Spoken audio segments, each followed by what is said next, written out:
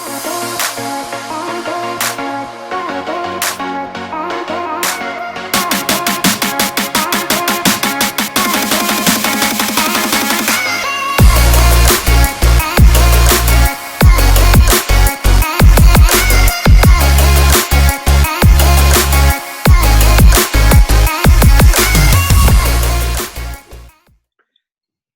am Duryea Rashad, and I'd like to thank you for joining us. Welcome to Talk It Out, where we talk it out.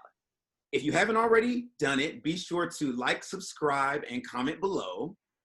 This space was created as a safe space for people of opposing viewpoints to have a healthy and productive dialogue in a respectful way, keeping in mind that it's not always about who's right or wrong. Sometimes it's just about listening and being heard. So, without further ado, I would like you to give a warm, socially distant welcome to my panelists. First, we have Justin, who's a dance and performing arts coach for the last 15 years in the Atlanta area. We've got Stephanie White, who I've known since I was literally in 8th grade, or 6th grade actually, who is a full-time mother, the toughest job in the world. We've got Mark Yarziviak, who's a middle school educator with a BS in sociology and a master's in education. His lovely, lovely wife, Becky Becker, who's the chair of performing arts at Clemson, also my former professor. And we also have Alexandra Dilworth, who has an associate's in nursing, a bachelor's of science in psychology with a minor in sociology, and she's also a flight attendant. Welcome, everyone, and thank you for participating in the show. Okay, so first I'd like to start this off with generally what I call a quarantine check-in.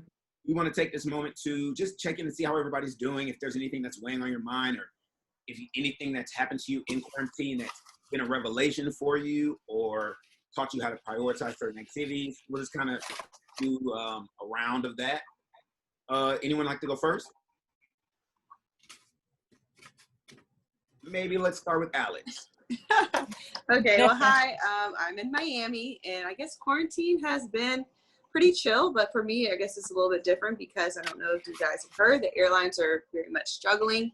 So I actually took a 3-month leave from everything that was going on because we just didn't really know if, we didn't know at all what was going on. If we were going to, being on the plane, I just felt uneasy. And then our company asked for us to take leaves because a lot of us might be furloughed in October. So anything I can do to try to help, I looked at my financials and I was able to do it. So I went ahead and did it. So it's just a little tough. So it's just kind of like trying to find ways to keep myself busy. It's been the main thing. Just trying to use a lot of this time to pick up either a trade or learn something new. For me, I've been trying to learn real estate, as well as I'm working on a few other hobbies, just in case if I do get furloughed in October. So that's kind of what's been going on with me. Are you stressed about the possibility, or do you feel like you can bounce back, find something else to do? If you know anything about me, I would definitely find something else to do. I always bounce around. Literally, I have done about every single thing you can ever think of. Literally, like, that's just who I am. So I'm not that worried, but of course I was very comfortable. I enjoy my job. So just the fact that I might not have it soon, and then of course having to look, because I had to go on unemployment because of this, so that's a first, something I definitely didn't see in January. If you told me I was going to be having to apply for unemployment 2-3 months later, I wouldn't have believed you. So it's very different. It's scary. I think what most Americans are feeling right now, so secure in our jobs and our surroundings before all of this happened. And then one day, it was literally a blink of the eye of your eyes, and everything changed. So I think everyone, I don't care who you are, you're still a little nervous. You're outside of your comfort zone. And I actually want to dig into that a little more, but let's maybe get a check-in with Mark. I think biggest stress right now, and stress is probably the first thing to mention, is just all of the digestion of everything that's coming at. What's that word you said? Digest. I mean, it's just trying to digest everything that's coming at. And I have a lot of hunger for information. So I'm constantly reading. I'm constantly looking out and trying to find information. But at the same time, that it just becomes this cycle that I think is kind of constantly a level of stress. And it is weird. It's very weird to go out, to be around people. We went to a vigil the other day, and there was a moment where, for a long time, people had been standing at a decent distance. Most people had masks on, and it seemed like there was just kind of this common acceptance that we were going to, embrace these boundaries. And circumstances made people suddenly just start moving forward, and I just felt this sort of tightness and claustrophobia, and I'm not a claustrophobic person. And it is strange to feel like this thing just shifts our mental perspective of everything. Being saying that, I feel like I'm in a pretty good place as far as get to be outside, get to run, get to do things. We're lucky to be in a setting where we are, but definitely ending the school year and the way that we ended it, 2 months. And I remember the week before we left thinking, talking to different students. I remember shaking one student's hand in particular, and knowing that felt awkward even then. But then also thinking, am I going to see these students again? Not having that knowledge, and then coming to pass. We did a parade last, I think it was earlier, it was last week. We did a teacher parade. They did a drop off and a pickup, and I saw 4 students I knew, and I'm glad I got to see those students. But it was such a surreal way to end the year, because you have this group of kids, and that's your family the whole year. And then all of a sudden your family is gone way before you're used to it. So that's taken quite a bit of getting used to right now. But our school year is over, so finally summer. I really like the way that you said that that they're your family, and I believe it was here we were discussing how teachers are almost like a second parent in a lot of people. And I know they definitely guide students, so a lot of successes are because of teachers. So I really appreciate hearing you say that. Stephanie, how are you? Well, I am currently in Birmingham, Alabama. So we are waiting to see if today is the last day of this curfew that everyone has been under. So not only have I been in quarantine, but I've been under a curfew due to protesting, loitering, threats from I guess KKK members to the mayor. So I think that the city is under a lot of stress. I'm comfortable. I'm a child of a police officer. My father's a lieutenant. I'm staying here with him, so I'm not necessarily nervous or anything. But I think that the overall atmosphere is just still a little bit. It's kind of tense and it's a little stressful. I currently went to the grocery store, and I had my first moment of going out, with my mask on, to just get a few items down here. And I was actually nervous because of the state our nation is in. I was just nervous about the response. Were people gonna be mad at me, because I'm vocal, or will they look at me with tension and make assumptions about me? But what I've noticed is that I think that I can honestly say that times really are changing. People are coming together. I think I probably felt more love and solidarity between people just being out in those few minutes than what you see on social media. So I don't know about you guys, but I'm kind of ready to get back outside and get back to life. That's where I am with it. I mean, I definitely feel that too, like that. There's something in the air that smells like connectivity, like people actually want that more than anything else. Yeah, more than division. And I definitely want to ask later in the conversation, because I think it definitely applies, about your father being a police officer and you also being a Black police officer. Yes. But I want to save that till later. What about you, Justin? Well, I've had, a lot of time on my hands, but, basically for me, very similarly, when the school year got canceled, that was the rest of my work for the rest of the school year.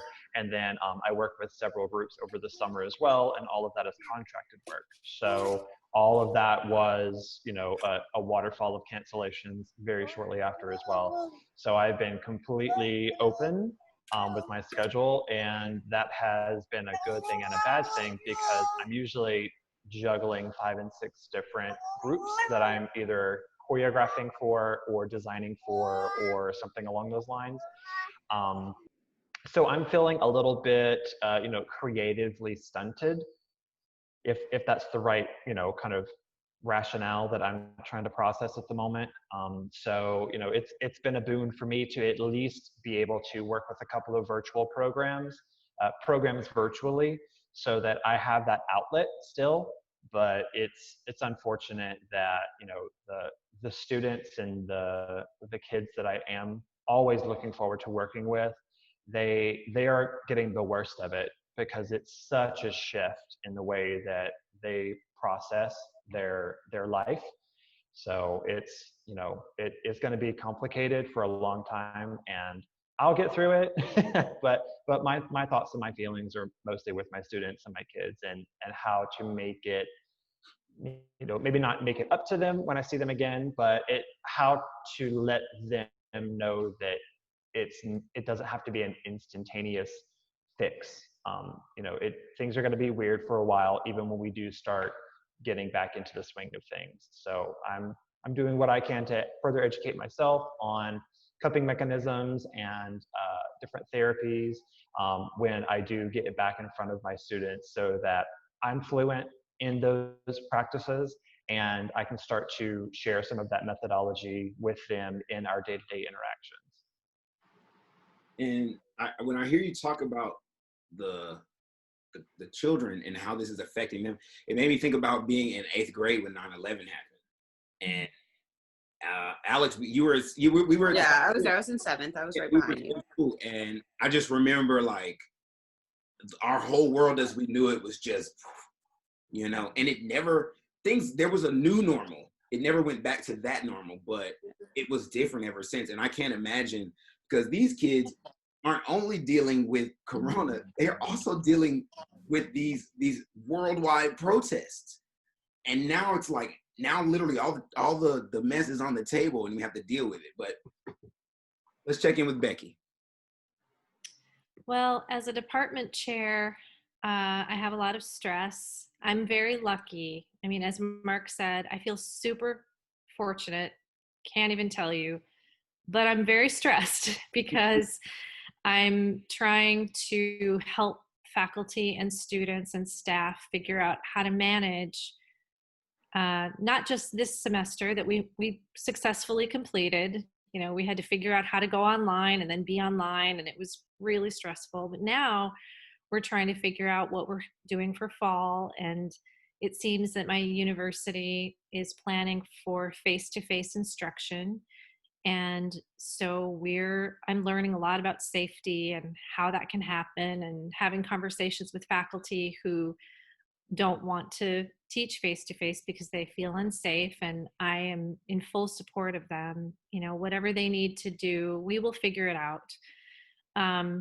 So there's that stress, but then part of that is that I'm a chair of a performing arts department, so we haven't been able to do what we normally do. We had to cancel the rest of our season. I work with some incredible people, and so at the Brooks Center for the Performing Arts, the directors created an online series of performances and activities for our patrons and our donors, and they've done a fabulous job. And then we've also had some readings and things like that. Even though we couldn't have any of our student ensemble performances after we went online, there were other activities happening to keep people engaged. Then a third thing that I think what's really interesting is I was so stressed out about fall, and I was just spending so much time thinking and overthinking, and I'm still stressed about it and thinking about it. But honestly, now all I really can think about is the state of the world and what I need to do to help make my university face its systemic racism, help me as a department chair make changes in my department so that I can change things for students coming in, change things for faculty and staff, because we need to be better. And so that's where I'm at. Thank you all for sharing those things. This week for me has been kind of weird. Like I'm on this really, I haven't, by the time, for the audience, by the time this airs, all of this will have be rolled out, and I'll have my virtual online stuff already going, but it hasn't happened yet. So I'm in this space of being like super excited on one end, but then, you know, there's all this stuff happening and people going to protest, and I'm not protesting. I'm using this as a means to not necessarily protest, but to talk and to make a change. And that's actually one of the things I want to talk about today. Is I want to talk about your right to protest and how you protest, because I saw a post on Facebook today. One of my friends, she basically said, don't assume that people who decide not to protest on Facebook aren't protesting or aren't giving money or aren't doing those things. And so I've dealt with that a little bit in feeling that I hadn't been doing enough, even though I was doing something. And then also dealing with some realizations. I guess the Tony McDade situation, which we talked about in the previous episode, but that has really like shook my head a little bit, because it's crazy to me how like I didn't even know that he had passed 2 days after, the same way essentially. And you know, and there's all these implications as to why not. Well, there was no video of his, and there was no, well, because he's LGBTQ, he's trans, but because of that, it's kind of like put my head in this whirlwind. So while I'm like on cloud nine, at the same time I'm feeling like a little like out of breath. So that's how I'm feeling right now. But actually, I want to go into our discussion. I kind of want to know how you all feel about some of the current events that are happening. So in Minneapolis, they are deciding to defund the police, and I, for one, don't think that's a good idea. Not without a backup. With something, because I think that's why it's not a good idea. It's not, right. Like I said, they've been defunding schools for a very long time, but I just think that without a strong backup, it's like, okay, well, we're not saying that we don't need anyone to protect us. I think a better alternative, like people said, is maybe getting like a 4-year degree to become a police officer. Like, I don't think maybe defunding it. I mean, we need some type of law and order and someone to enforce it. That's period. So, I mean, if we defund them, people choose not to become police because of it. They're making lower salaries. I mean, that's not going to help our situation. You're still leaving the rotten apples that probably can't really do anything else. So they're going to stay there, where the people who's like, okay, well, I can make a lot more money by doing this and that. So personally, it's just not, I mean, I think it's nice on paper. It's nice to say, but without any type of backup plan, like, whoa, slow down real quick. Like, let's come up with a plan first, and then we can talk about that. I mean, I think there's some other options to look at before that, personally. That's just how I feel. Yeah, and I mean, it's very like, you know, hot topic at the moment, and a lot of people are feeling that, you know, we need it right now. But I mean, even the city council, the majority stated that we are in favor of disbanding the police department, but they said that no actionable change can actually come about until at least next year, because of all of the, you know, logistics that have to be figured out. And it's not just going to be, you know, good luck, guys.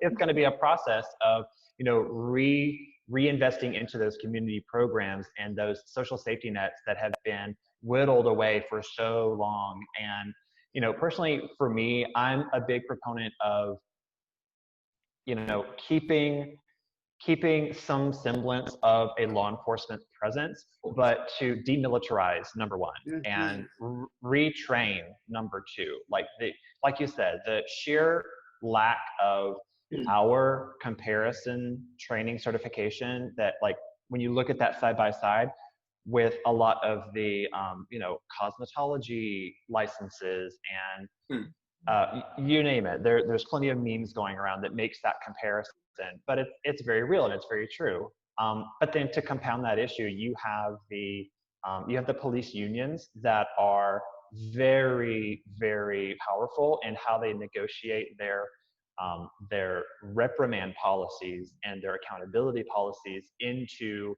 their employment. And I think that that ties the hands of the city and the mayor to be able to follow through with a lot of these types of promises that they give the community. They want to, they are doing everything they can, but a lot of times their hands are just tied, and it's cyclical at that point. I think you both make really good points. And at the same time, like, for example, demilitarize, absolutely. The defunding idea, I'm not completely on one side or the other, but one thing that I think makes sense to me is that it needs to be taken apart in order to become something else. And so that's where I kind of feel like defunding is a good thing, because we've been funding violence. Mm-hmm. We've been funding murder. You're right. Can I ask So a question? Yeah. And this is just for clarity. So defunding means completely defunding, or just not as much funds are geared toward the police? That's what it means? To my understanding, it's not as much. not as much. Yeah, I mean, like, it's like I said, think about it like the school systems, how we defund school systems. They're just not getting as much money, but of course there's still money going to them. Right. Like I said, I just really want to, I just keep hearing it, and I'm ready to see, I need to see an actual plan. Like, again, it just sounds great in theory and everything. I know what you're saying, but also I want to remind everyone, we're going through a pandemic right now. A lot of people are losing their jobs. And when you say defunding, that does mean a lot of people are going to be making less. And just, if everyone wants to use that argument that there's a few bad apples, in the police force, well, let's think about the good ones who are also going to lose some of their money. I just think that we got to really think about this in the grand scheme, because I agree. I don't think I'm really on one side more or worse. Like, I just feel like I like to really see it. I need to see it put out before I'm just like, okay, yeah, take this money from all these officers. They have families to feed too. And, it's just like, we need to, where are you taking the money from? Is it going to come from salaries? Is it just going to come from, buying more arms? Like, where I need to see more. That's just how I feel. I'm gonna. Yeah, go ahead. Go ahead. No. I thought you didn't want to say that. Go ahead, Mark. Well, I'm going to say, first of all, that initiatives to defund or to reform, they're probably going to end up being misguided in the sense that they're going to have a populist kind of support, but they're not really going to be pragmatic. Yes. With what everybody else is mentioning. I agree. And the notion of reform is unfortunately not really what the word means, because it would literally mean that we would take everything apart and we would restructure it in that way. So it really seems like the only thing that makes sense from the standpoint of having a direction, because you need to have a direction if you're going to have change. Several panelists have already mentioned that we'll have a vacuum, and you can't just draw out and then leave that hole, because what will fill it will be worse than what's there already. It comes down, in my mind, to a realignment of purpose. And that is that right now, when you see that serve and protect, a lot of it has to do with serving and protecting property. And it's all connected. That's also connected to the funding. And it's this notion of property versus citizenry. And that's where things like racial bias and just bias in general come into play in the interaction between law enforcement and the citizens who they're supposed to be there to serve and protect. But then there's this tension between the law enforcement role of protecting property and the law enforcement role of protecting citizens. And that tension is naturally, it's going to be problematic for an organization of any type. Now, that doesn't mean that the way that it's been handled is in any way appropriate. People keep mentioning the apples and the bad apples, and we'll get all those metaphors. But I kind of think a metaphor is actually really, really important. And I keep hearing people talk about the apples, the bad and the good, and it's an easy sort of analogy to grasp on. But to me, it misses the notion that if we think about apples for real, if we're going to use that metaphor, we need to think about the apple in the broader scheme, which is that the apple comes from the tree. And we have so many other metaphors for apples and how far they fall and all these other things. So, Right. so a metaphor that we latch on to because we have such a connection to it. Everybody knows what apple is. It's got this sweetness to it, but you can't have it all. You can only have some of it. The rest of it you toss away, but then that becomes the next apple. And that gets back to the notion of tree. And every time we talk about the bad apples and the good apples, we're totally forgetting that they're all coming from the same tree. And so it's not really I mean, if you have a tree that is producing lots of bad apples, you get in and you trim those parts of the tree. And I guess I kind of feel like public dialogue is missing that metaphor of where the apples are coming from. They're coming from the tree. And the tree is where the system racism is. It's where the system social economicism. I don't really have a good word for that, but well, actually I do. It's just a reinforcement of social stratification, the us and the them, and that's also. I mean, class plays a huge role in all of this, and it gets folded up right there with the apples. First of all, I just want. Oh, sorry. First of all, yes, analogies. Yes. All day with the analogies. Okay. Go ahead, Alex. I just had to say. Oh, I was just going to say, I just hope you know that I do not agree with the bad apple thing. I just like playing devil's advocate and try to use other people's, like, this is what they're going to say. That's why I brought up the bad apple thing. But by no means, personally, like, you know, I do completely agree. Like, we shouldn't even allow room for there to be bad apples. If we do see them, they need to be completely out. I don't really agree with that. I was just using it as, just wanted to throw that out there as a disclaimer. Stephanie, you want to hop in? I kind of liked believe it or not, I kind of liked his analogy of the apples and the tree and saying that you have to trim you have to, when a tree dies or a branch, like you simply just kind of cut that part off and allow other areas to grow. So I got where he was going with that. I kind of also, I guess it gets kind of touchy for me when we say they all fall under the same tree, though. It's kind of where I started tuning in at, because like I said, my father's a lieutenant, my sister's an officer. They both serve right here in Birmingham, Alabama, where the police department is 85% black. And they're out here still servicing, and you know what I mean, still having to also go home and take that same uniform that's kind of being branched under this tree. And they still have the same problems that we have when they go home. So they still have to face the injustices. They still have to face discrimination. They still have to face all the issues that we're fighting for. Then they have to turn around and go protect the very people that kind of like hate them. So I kind of have mixed feelings, but I respected the analogy that and where he was coming from with it. I really like everything that everybody said, because I like that there is no flat out boom or boom to this problem, because it's not a simple problem. It's a problem that we've all been brainwashed. Every human being, by product of living a certain amount of time, you have preconceived notions of what it means to be rich, poor, old, straight, Christian. We can't even, sometimes we have to catch ourselves being like, what I just thought was kind of racist. You know what I'm saying? And so these systems are so steeped in our culture as Americans, because we still, like we said before we started shooting, this is a young country. We're still a social experiment, or at least on the governmental level, we're an experiment. So the idea is that this is all just, oh, we freed the slaves and that'll be all. No, because when you talked about the protection of property, you have to remember why the police why they were formed in the first place. They weren't formed to protect property before the slaves were freed, even though the slaves were considered property. They were formed after the slaves were freed, specifically to protect property and white people from the blacks. So if that's what you start an organization out on, just like if you started a company tomorrow, you got a mission statement, you know, that mission statement doesn't just go away. It might get tweaked, but it's probably still gonna be the same mission statement. So absolutely there is a morphing that needs to happen, but we also need to remember that these are people we're talking about. These police aren't just statues. They're people with children and wives and sons and mothers and all that stuff.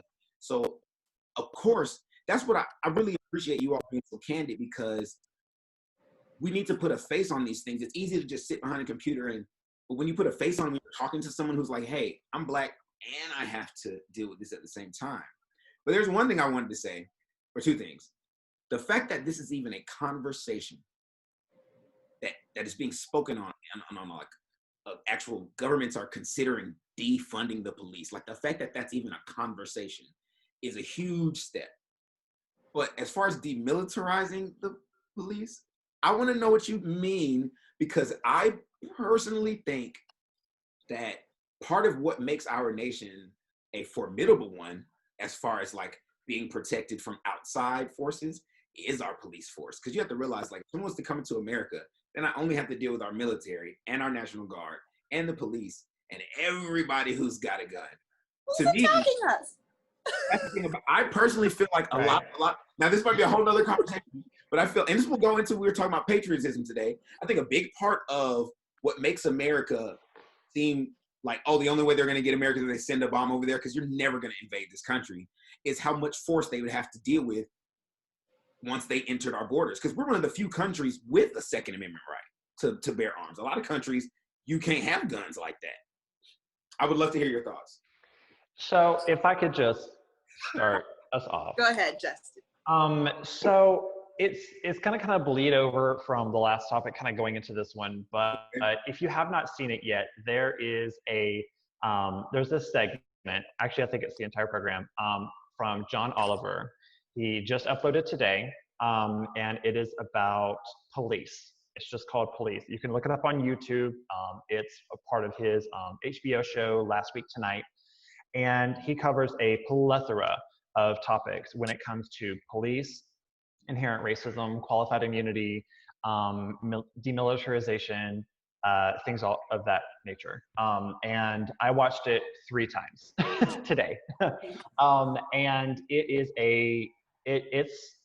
a starting point for us to have these kinds of conversations, because Juria, you're right. When you have police forces in this country derived from the slave patrols after slavery was abolished, and then to continue that on throughout, the Jim Crow era, and then to have that further extended by the Daughters of the Confederacy and Southern Pride and all of that kind of false narrative that's kind of almost revisionist history. You're left with a situation now where it's continuing to feed that beast of the us and the them. And I think that that's a big problem when you have such a diverse melting pot, as we all know from, first grade, the melting pot of America. You can't have so many labels. You can't have so much division in any way, because then you'll get that particularism that seems to crop up, in patriotism. Some people, kind of throw that on as, oh, well, I love this country and I want it to, this is what it's all about, but it's what their version of America is all about. And I think once you start putting, all of these amendments on the table and you start talking about, well, the right to bear arms, okay, sure, but look at the entire article, realize that it was written at such a time that the context of that time was very different from the landscape that we live in today.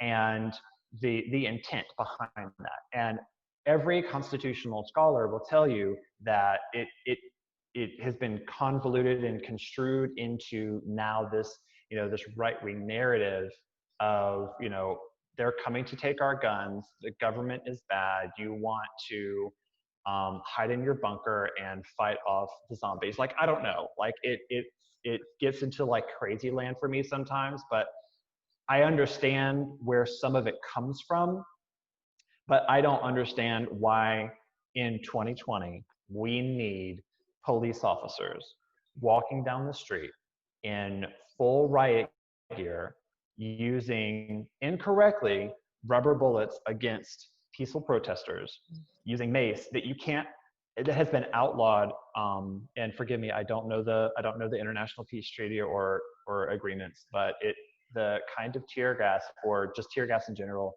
is not allowed in war zones, active war zones yet. We're using that or something similar to it on US citizens, again, peacefully protesting. And you have these officers that are going through this warrior type training to kind of see themselves as the long arm of the law, and to get their mission accomplished, no matter what stands in the way, for the sake of patriotism. So I think that's very dangerous to kind of arm these people to the teeth that are not as trained as our, as our teachers and as our doctors, and as, I mean, even, the tradespeople, they don't go through the adequate and the proper kind of training to put them in those types of positions where they are qualified to make those kinds of decisions of, appropriate force and things of that nature. So it's a multi-pronged issue, but specifically in regards to militarization, I think that's the first thing that we need to do, is local police, local sheriff departments, they have no reason to be that armed. Special squads, that's a different thing.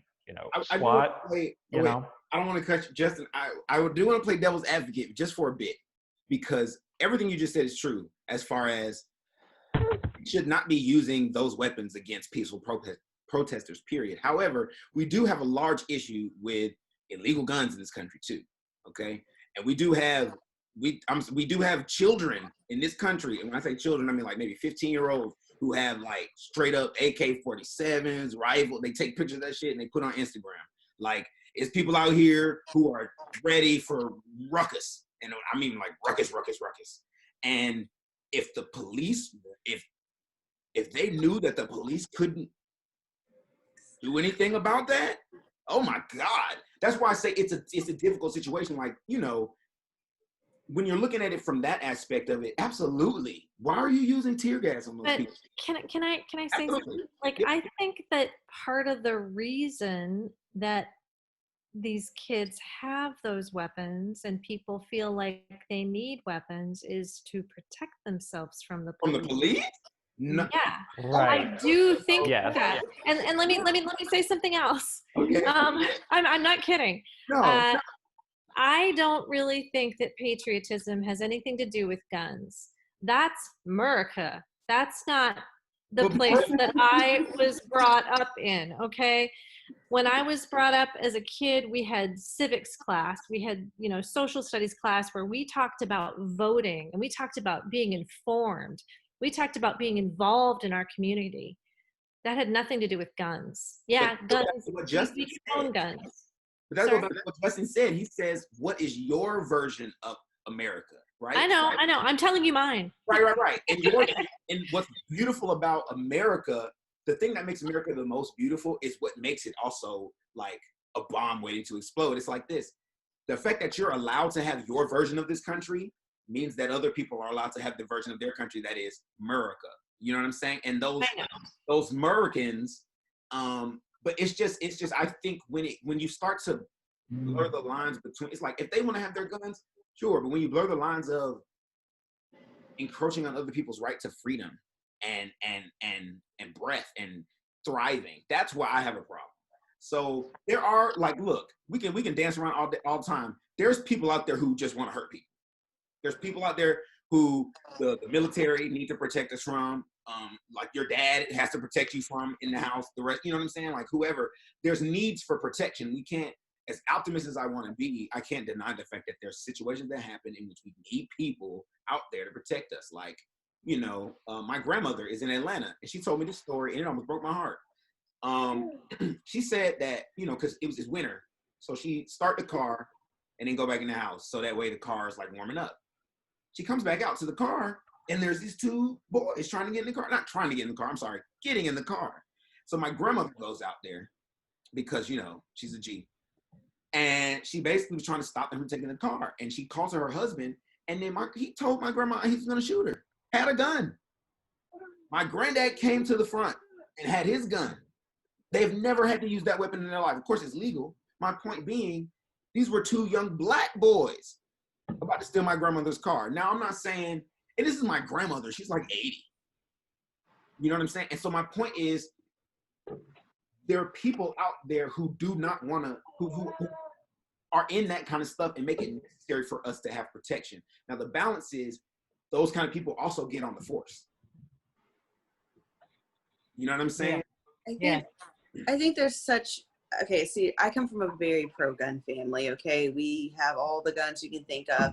And so whenever this comes up, you know, especially people look at me like, oh, you're pro-gun, you're a liberal. Yes, I am, okay? And the main reason why my family is pro-gun is because of the fact that we know that they got it, everyone else. And when I say they, I just don't mean the police. I mean people in your neighborhood. It's just the fact that all these guns are available for everyone to use. And I don't want to bring a knife to a gunfight. I'm bringing a gun to a gunfight. And that's why we have them.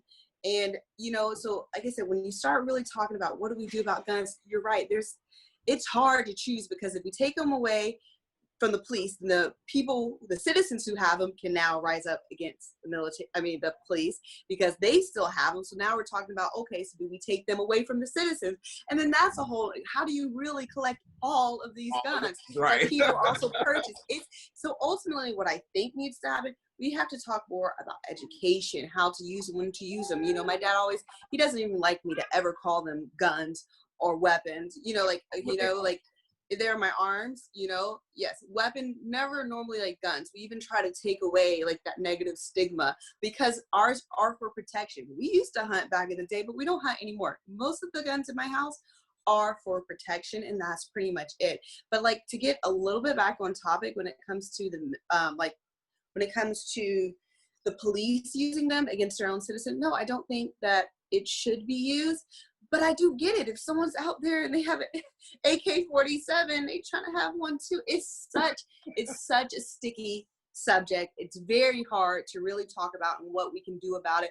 But it all this is our country. It's our Second Amendment right. It was that important to our founding fathers. It's literally kind of what our country was built upon. So we're talking about something we have to go way back and have a real serious conversation on what to do about this. But ultimately, there are many, many other countries that have guns. Citizens have guns and they don't have this issue. There's a problem with our thoughts. There's something going on with what we're teaching children, what we're teaching people on how to be a good person and how to treat each other. So, you know, I don't think taking away guns from anyone, because here's the thing, even with police, if they wanted to kill someone, they killed George Floyd by putting his leg on his neck. That had nothing to do with a gun. That had nothing to do with a gun. So it's like, again, this is about teaching each other to be good people and how to treat people. So I think that when you start talking about guns, you're kind of getting away from everything. And I mean, you are talking to a pro-gun person. It's just, there's so much more that we need to fix in this country. And when you fix those things, you'll see less shootings.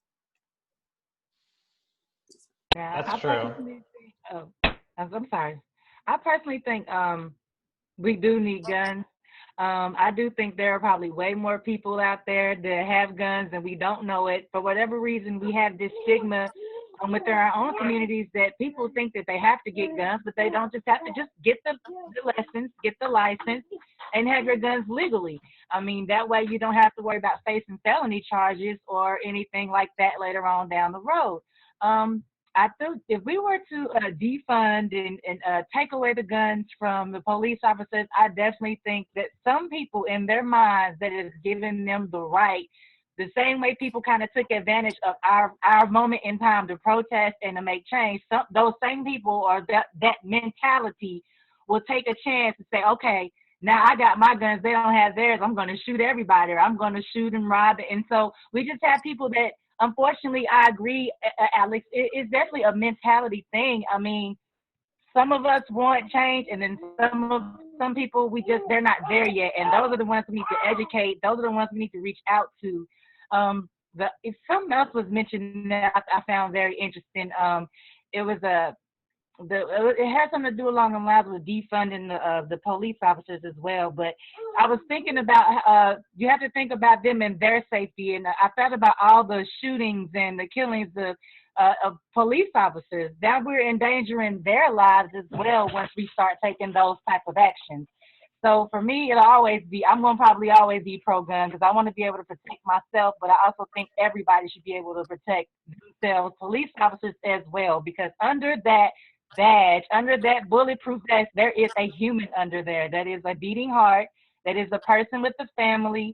and they can't help what the state of America is in. So, I mean, it feels like sometimes the police department has to take the entire fall for the whole. They all have to take a fall for the few bad choices and mistakes that people are making out here. When we keep kind of talking about defunding and taking away guns and stuff like that, I don't really see that as a proper solution.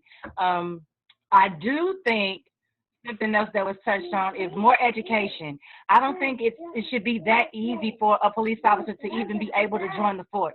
850 hours. I think when you said beauticians, I think it's like 1,500 hours for a beautician to be licensed. Yep. 850 hours, you get to walk around with a gun, get to be tough, you know what I mean? And they do psychiatric evaluations, but I'm thinking personally, I said at a bare minimum CNA training. Associate's degrees and bachelor's degree holders should be police officers. Maybe we need to increase what are the prerequisites before you can even become a police officer, because we have too many police officers. Yeah, they can serve and protect. Yeah, they can shoot a gun, but can you mentally handle this position? Are you mentally capable of fulfilling this job role? And that's the issue I think we need to start looking at more so than let's take away the guns, let's take away their money. Let's check the mental status of these people. Let's check the education level of these people first, and then let's move on from there. That's what I think is a good. And it would make more sense as to why they would need to be, like, if the funding couldn't go away, it's like, okay, well, but you got to get a degree to get this job now. So that would make more sense. It would put more incentive for them to get educated and more understanding behind why they got paid so much. Well, not so much. But, oh, by the way, two of my courses from my sociology degree was activism, protest, and revolution. The other one was policing in America. That was me, regular Alex, to get my degree, to get my my minor in sociology. Those are two courses that I took. And I agree completely. I know there's a lot of police officers who did not take those courses, and they're missing a lot of these points. And so, yeah, I agree completely. Education. Yeah, and last flip this in as well. If you think about like a city's budget, and so one of the points about defunding the police is about how much more, how much more opportunities could you give a poor citizen or a citizen that has been through a disaster? More assistance could you give those individuals to pull them out of poverty, to pull them out of those dire straits, to then prevent any type of crime that they might be, urgently and desperate to commit, like, petty that. And, you think about the investment in the community and those social safety nets that have been, like I said, whittled away.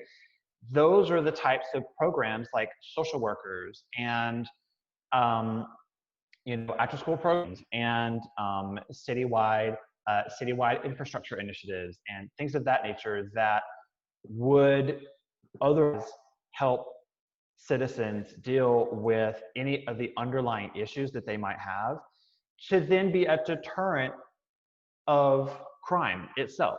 And they wouldn't even need that many police officers in the department. They wouldn't need that many cars for the unit. They wouldn't be serving that many service calls from the police department if the social safety net was properly cared for. And I mean, anything that's public realm is vastly served by the community rather than, diverting the hugely outweighed funds going towards these law enforcement officers and officer departments, I should say, that are only just trying to put a Band-Aid on the problem. But if you look down at the root of why these people are oppressed, why these people are, trying to arm themselves and, to hold up a liquor store or to do whatever, then you start to look at the real problem, and it's the allocation of those funds on a systematic basis. So it's more preventative than anything if you start to think of a few steps up the ladder rather than thinking about the people at the bottom. Just the actors themselves, the criminals, go a little bit deeper, and we can start to find a better solution. In international studies, this is just one quick point. The idea is that every problem we have stems from poverty. And I think that's kind of what Justin is saying. Which is why you champion that so much. I see a lot of your posts are about poverty. And I remember, you know, Becky's always struck me as the kind of person who is super aware, you know what I mean? Just for lack of a better term, because I'm sure there's a better word for it, but she's very aware, which is probably why I, you know, because when I was in college, we had conversations and it made me understand the idea of like, you don't get to choose what stick you drew. You don't get to choose whether black or white or whatever. You don't get to choose those things. But what you can choose is to be unaware. That's a choice. And it's a choice. And when I realized that it's really a choice, like there's way too many influences, there's way too much literature, there's too much out there for you to stay unaware. That's a choice. And I think that's really what we're getting at, and what a lot of us are seeing, where it's like, what we're seeing right now is people actively saying like, look, I might stick my foot in the mouth and say the wrong thing, but we're all gonna make a choice now to try to fix this, you know? And that's a huge leap in my opinion, because for the longest time, there was no choice. I kind of want to talk about, actually, before I go into this, Mark, did you want to say anything else? Do you have any other points you wanted to make about that? You know, Justin mentioned something I took a note about, Band-Aid approach, and he really brought that up. So there's not a lot, I mean, he also brought up the notion of the melting pot narrative. I guess I would probably touch on that just ever so briefly. Okay. Just because that brings up the question, like, why does that narrative exist? Why is that a narrative that we were taught, at least to some degree, and it's in the literature, it's in the textbooks, it's in the pictures, it is kind of baked into the notion of what it is to be American. And so it must have a purpose. I mean, originally, whatever it was, it must have a purpose. And it feels, at least today, without speaking on the purpose of it in the moment, in the time, or however it came to be, it does seem that it's sort of like this false claim to moral superiority, that by taking a moment to acknowledge, and I'm going to say acknowledge, the beauty of diversity, we're embracing that we are a diverse country, and therefore we're beautiful, and you can't question this. And it sets up this sort of faux notion of a moral superiority that really can't be questioned. And I think it also kind of feeds into the whole take it slow, or, you know, things are going to get better. You got to wait. You got to wait it out. And it kind of feeds into that mindset wherever it appears.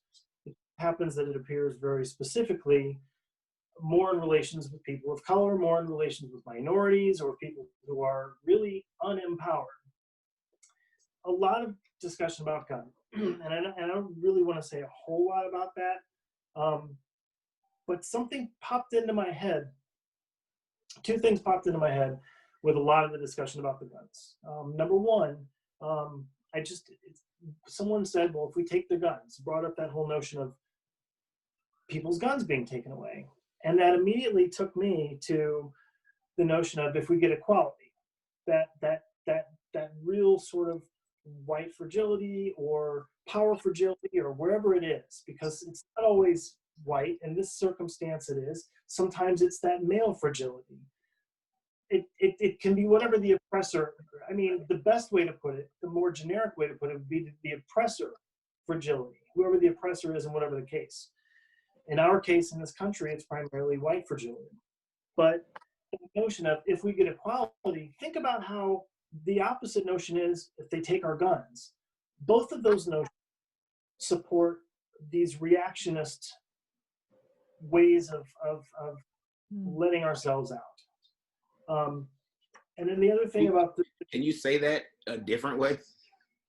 Just because, I mean, you said they support the reactionist. Okay, so you get a rise out of people by saying they're going to take your guns.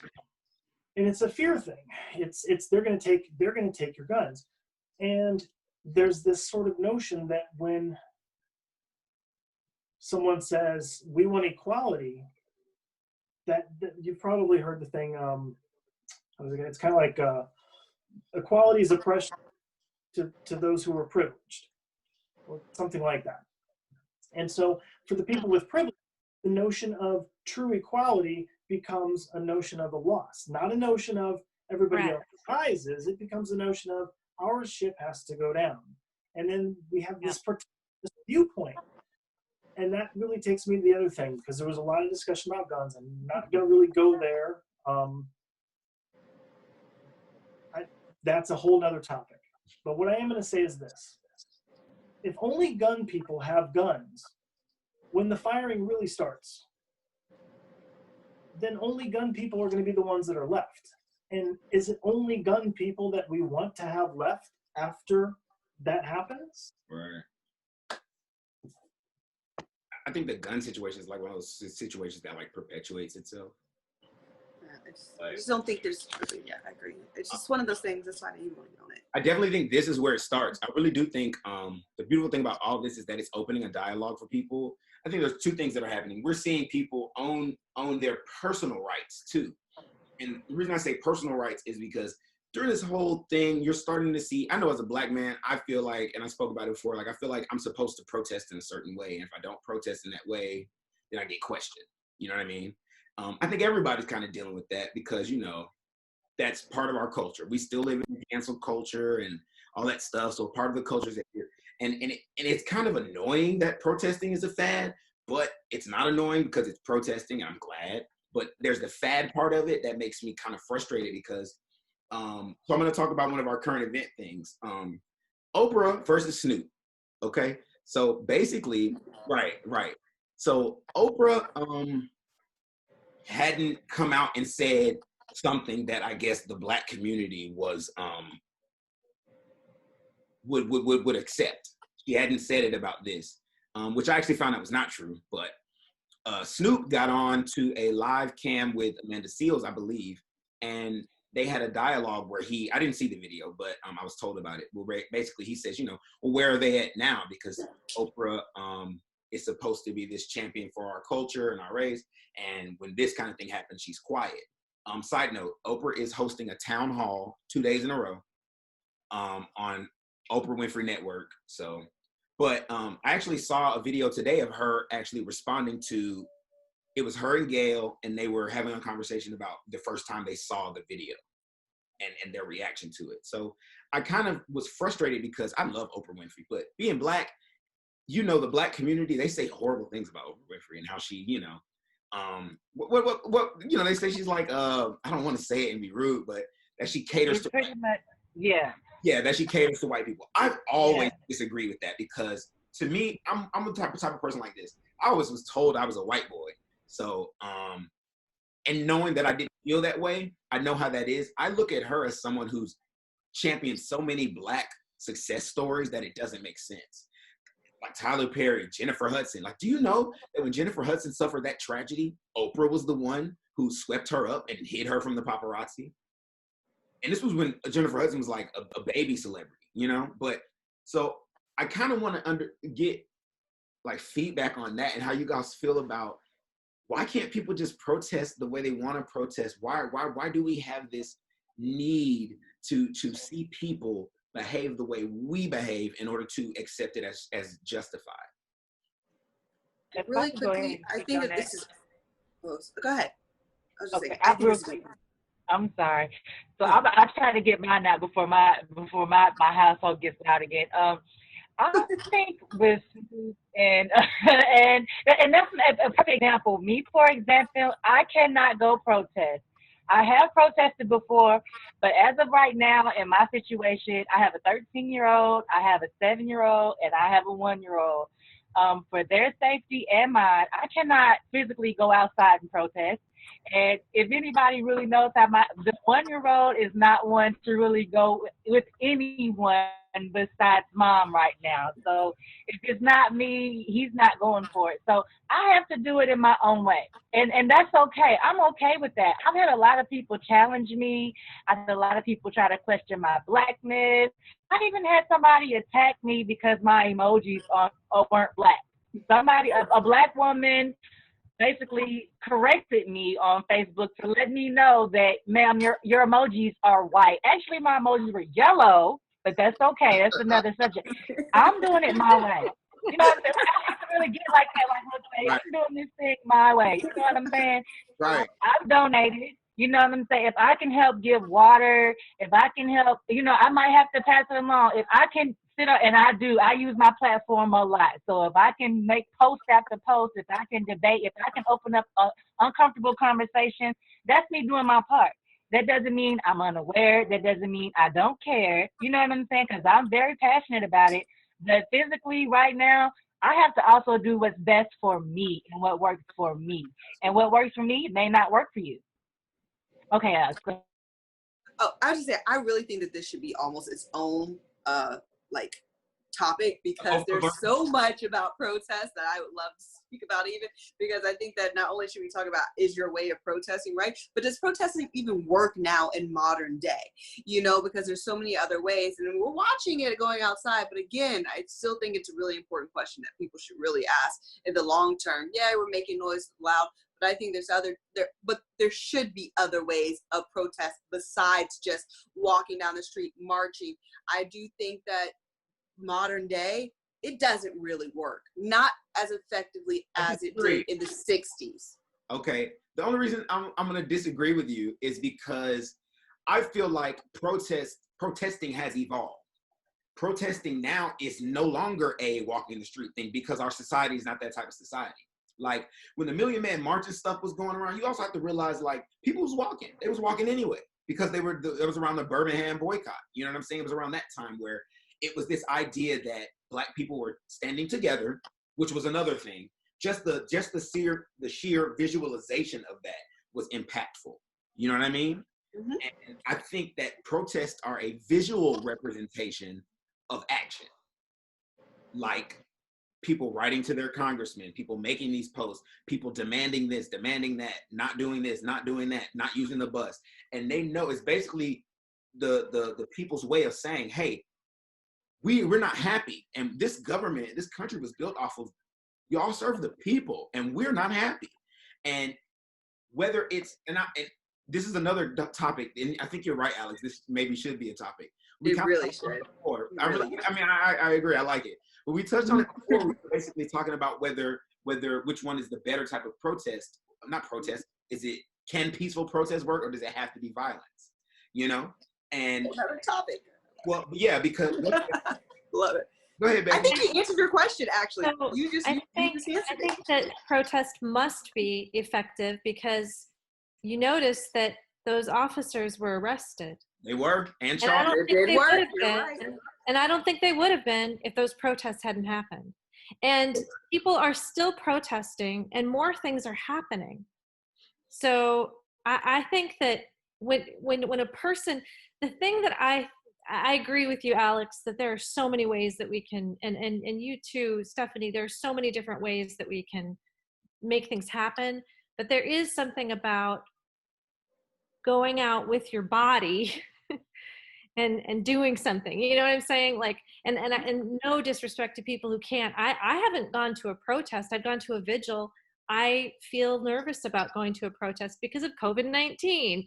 And I know lots of other people who feel that way. And Stephanie, you are doing an important job by taking care of your children and teaching them what they need to know. You know what I'm saying? So, but protest, I think the reason that people judge is because we are a very judgmental culture. We're very independent. We don't care what other people think. We're not very empathetic.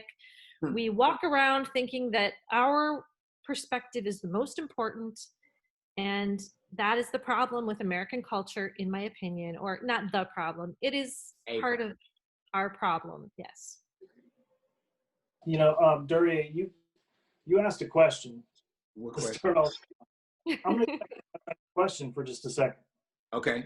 Is why are people pointing at how people are protesting, or what people's motivations are, or lack of motivation, or lack of action.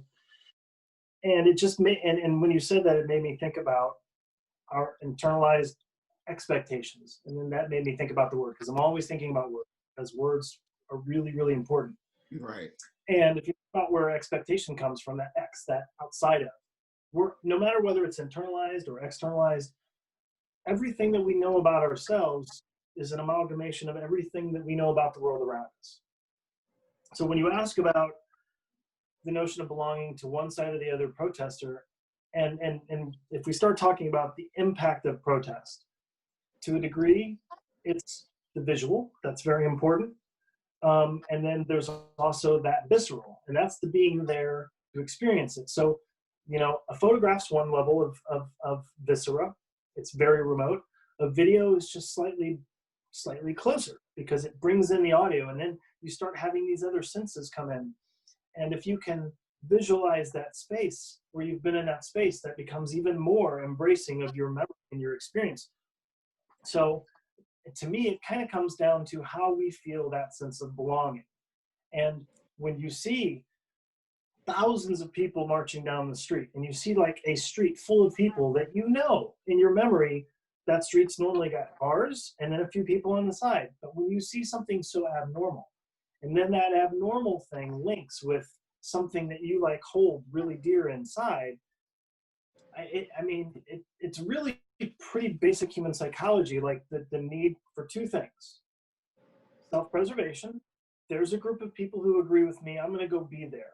So I do think that the physical protests are really powerful, because they're creating our zeitgeist right now.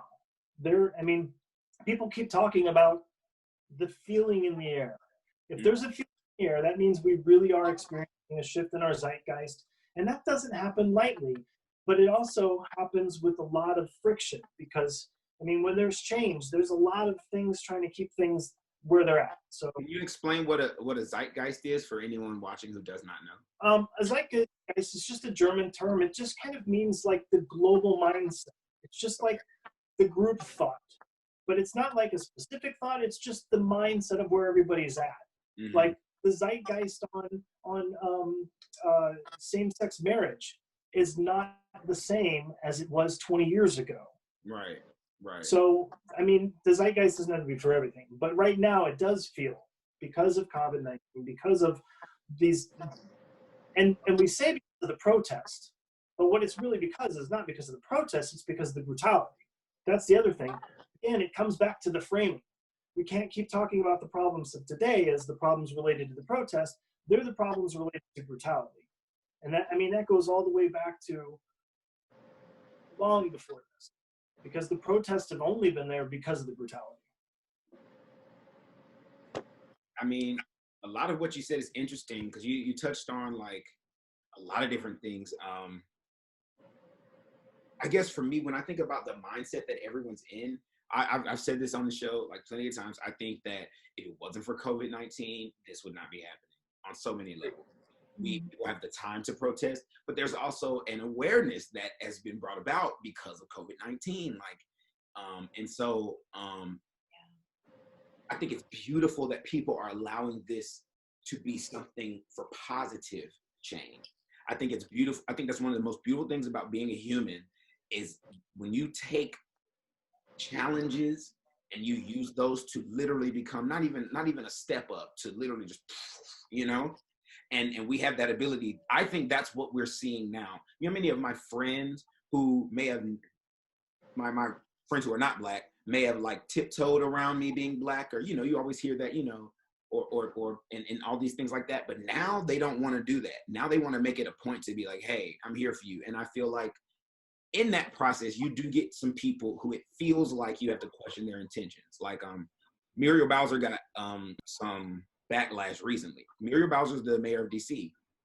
So basically, and this goes back to our topic before about defunding the police, she did the whole Black Lives Matter plaza. So basically, the street leading up to the White House says Black Lives Matter on it, and she changed the street name and everything. But then the next day, when defunding the police came up, she was like, oh, I'm not doing that. And people felt like now they're saying that she's just giving lip service. And of course I disagree, because like we already said, I don't think that's it's never smart to just take the authority and throw it away. That's never a smart thing to do. And she's also in the nation's capital, okay? She has to remember that also, like, you know. So especially with her asking the federal presence to leave, basically in that area, the police are pretty much the first line of defense. And that actually is an area where they probably need to be. So that also coupled with this whole NFL apology that just happened. Basically, the NFL is coming out and saying, I know, they're coming out and saying, and not a lot of this stuff has enraged me, but that kind of made me upset. I'm like, oh, really? Like, And now? right Now you're with us. but because of, like, to me, I'm like, look, y'all are supposed to stand by your man. You know what I'm saying? He's your man. He's an NFL player. That was a chance for y'all not even to take a stance on race. Y'all don't even have to do that. Y'all can just be like, look, that's our boy, and we got him.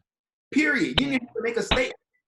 But you did make a statement when you didn't have to, and then now you're forced to look at your statement and renege on it, which part of me is just like, you know, whatever. They're here now, so that's dope. Let's do it. But the other part of me is just like, why? What could it have taken other than this? All of this. I want to kind of elaborate on that too. Go ahead. You know what I think it has a lot to do? I know you said COVID-19, but you know what else we have to be kind of thankful for, even though it's kind of like a good and a bad? Social media. We have to be so grateful for camera phones now. These are things that didn't exist back then. Now people who could just turn the blind eye, people who were maybe unaware, they're forced. You have no choice but to. If you have a Facebook app, you have Twitter, you have Instagram, you are forced to look at what is going on. And silence, people are realizing, like, I can't sit back and just be quiet anymore. You know what I'm saying? Like, because it's in your face no matter where you go. It's protested. It's on the internet. It's outside. You know what I mean? It's on the news. Like, it's everywhere. Mm-hmm. So that's kind of like how the NFL went from one extreme all the way to the complete next extreme, because now, you know what? They're even being forced to look at their actions and look at how they move and look at what's going on around them. And that's what we're starting to see more solidarity coming in. Like, it's not okay. Like, we didn't see it before, but we're seeing it now. That's the attitude I'm starting to get, and I'm seeing. Well, I think you're so right. I'm sorry. Go ahead. Oh, I was just, all I was going to say is I think you're so right. And I think that one of the reasons that the NFL refused to support Colin Kaepernick is because public support was not with him. Do you know what I'm saying? Which is terrible, but it's the truth. Mm-hmm. Too many people were like, how dare you? How dare you? Now, public support is with Colin Kaepernick and with George Floyd and with anti-racist, work. And so, they don't have a choice. It makes the NFL look really money grabbing. The crazy thing to me is when it comes to this whole situation, I'm sorry. I just lost my train of thought.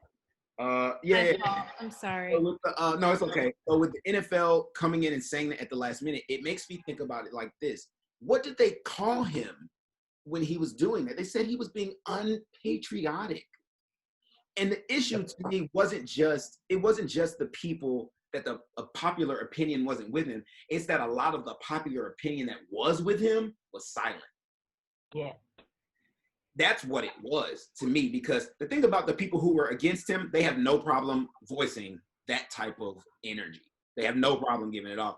It's the people who, and I think there's a relationship that's happening between the people who decide to be allies, whether to LGBTQ, whether to minorities, anybody. There's this new wave of them asking, what is my role as an ally? Like, what can I do? How can I help? Kind of sort of thing. But the fact that they called him unpatriotic is upsetting to me, because, and this will kind of lead us into our main topic, I feel like I'm one of the most patriotic people on the planet. I love my country. I love my country so much. I feel like we're blessed to have so many of the freedoms that we have. Having been around the world, met other people, I've seen some good, I've seen some bad, but I love being specifically a Black man in America.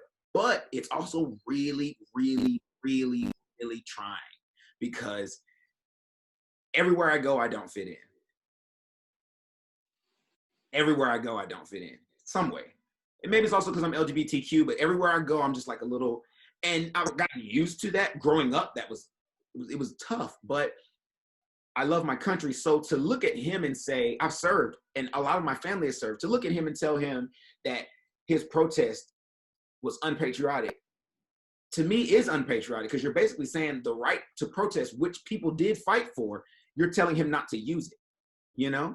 So I kind of want to pick your brains about what it means to be patriotic to you, also what you think people use that term to do, how they weaponize it. Yeah, and I'll jump in to start. So I'm out here in these streets, okay? I am already like 4 protests in this week.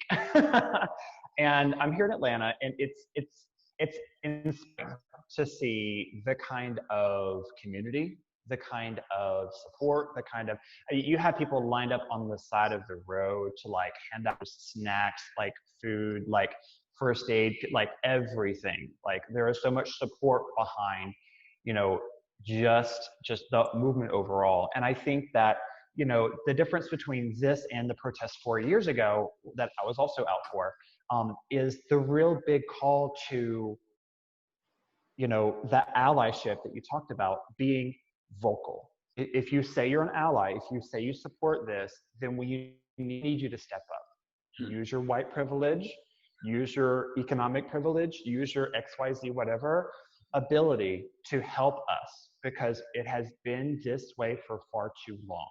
And I think that's where some of that friction comes from between some of those people that might not know anything about what, you know, a supposed ally is working to do.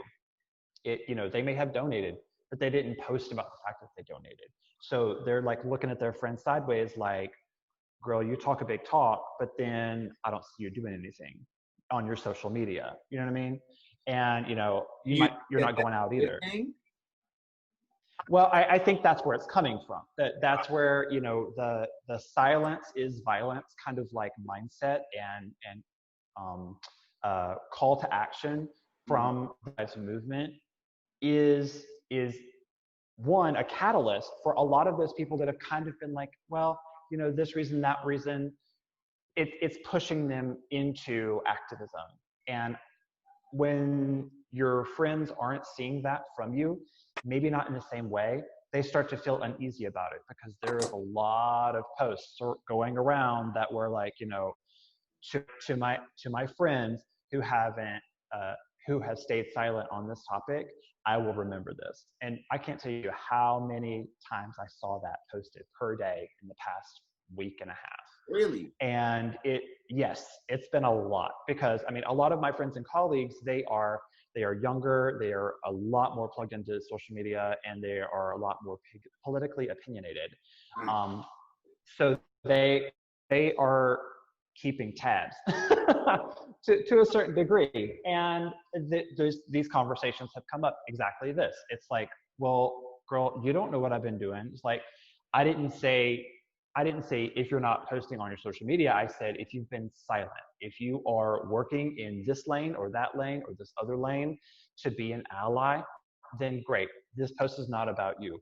But I'm saying XYZ, if you're not making some moves on my behalf, then I will remember that. And it's almost like that kind of, that animosity that stems from that kind of friction between people that you thought were, because having these hard conversations about race and about privilege and about classism are, again, conversations. So it's, you know, it's going to be a long road, but I think that's where a lot of that stems from. Like, you know, when I'm out there, I have a certain type of energy, but I'm also like, I see this lady on the corner, just, was it Saturday night? They lifted the curfew. So we marched all the way around. I was out there since 5, it was about 9, and we were up at the Capitol. She was on the corner of that gate, in front of the Confederate statue, screaming at the top of her lungs, just chanting, chanting, chanting, chanting. Like, you could not stop her. She was so passionate about it. And then you saw, other people just kind of floating around doing their own thing, that it's almost like she was trying to pull the crowd with her because she was so passionate about it and she wanted it to happen. And she did get some people on the bandwagon. When you want something so bad, you understand, or you come to why other people don't want it as bad as you. And I think that's where like the empathy comes into play. I think that's where sympathy comes into play, and just general understanding of, individuality comes into play. Even though we're all striving for the same thing, people are driving different cars to get there, so. But don't they have that right? Isn't that part of being patriotic? You know what I mean? Oh yeah, like I'm definitely supportive of, whatever kind of way you want to protest is fine and up to you. But part of the idea of protesting and a call to action is to instigate change, whether that's in your own echo chamber of information and social circles, or whether it's bigger than that and it starts to move more people in more circles to that way. It is a certain degree of persuasion. It is a certain degree of holding your friend accountable, and your friends and your colleagues and your bosses and your family, holding them accountable and having those conversations and say that I believe strongly in this and I want you to believe strongly in it too. And here's what I want to hear from you.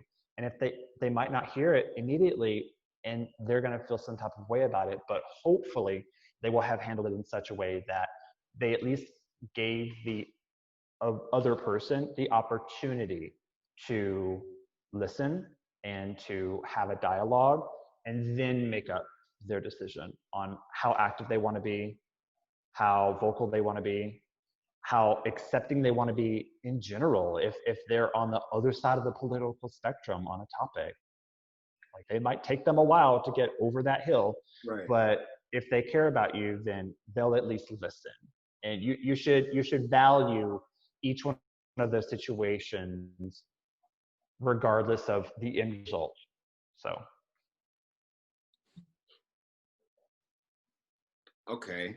Well, I actually wanted to ask about, I guess, to me, when I'm thinking about all this and protesting, the patriotism, it puts me in an awkward situation all the time, because I personally feel like I can't win for trying, because I feel like, I'm gonna be honest, like, because I'm Black and we go through the issues that we go through, I feel like when I tell people I'm patriotic, especially Black people, they look at that as a weird thing. They look at that as odd. I guess I'm kind of asking this to Alex and Stephanie. Have y'all experienced similar things? Oh, I have. I get it. Why do you think that is? Like, why do you think, and I get, I'm not gonna say why do you, well, I mean, I get why they say that. They're like, you're Black, so why do you so into your country? Because I guess for me, I can't help that. My mother was in the military. We were raised. you were military. My father too. We were all one family. Like, we didn't see white and Black and all of that. We were just one little community we just stuck together. And I've always kind of grew up in that atmosphere. And like I said, my father being a lieutenant. So I look at myself as a very patriotic person, and I come, from a very patriotic family. But let me speak about that a little bit too much. The most backlash I get is usually from my own. I've been called a coon. I've gotten comments about we left the slaves at the plantation with that type of men. It just kind of gets all the way left for me. So I'm in the same boat as you. I don't know why I get I guess I feel stuck, because it's like I'm a Black person and I see both sides. You know what I'm saying? Well, not as far as service. I see both sides as far as service and employment through service and giving back to the community in that way. But for whatever reason, it gets looked down on if you and you say, you show too much patriotism, because it's supposed to have this mentality that, we black, we suffering, the system that, and it's like we can't get past that. We can't get past that part. Right. Yeah, we're gonna have to get past like that level of thinking, but we're not there yet. A lot of people aren't there yet. For me, like, did you want to say something, Alex? My bad. I mean, I would like to say a little bit something about it. I traveled the world for a living. I grew up traveling the world. I was raised as a missionary. So my whole life, I've spent a good portion of my life in other countries. And one thing I have learned is, due to the fact that when we were children, one thing that was told to us all the time as a kid was that America is this great country. We're the best. And we always, I remember saying in school all the time, we're the number one country, we're this, we're that. And when you go to other countries, sometimes they're like, oh, Americans like, oh yeah, y'all are supposedly the best country. But now America is seen as a country filled with hate. And I feel like everywhere I go, they're like, oh, you're American? Where I've stopped saying I'm American. I'm Canadian when I'm in other countries, because I don't want to have the conversation. Why is he your president? Why did you vote him out? I didn't vote him. But I was getting so much hate. Huh?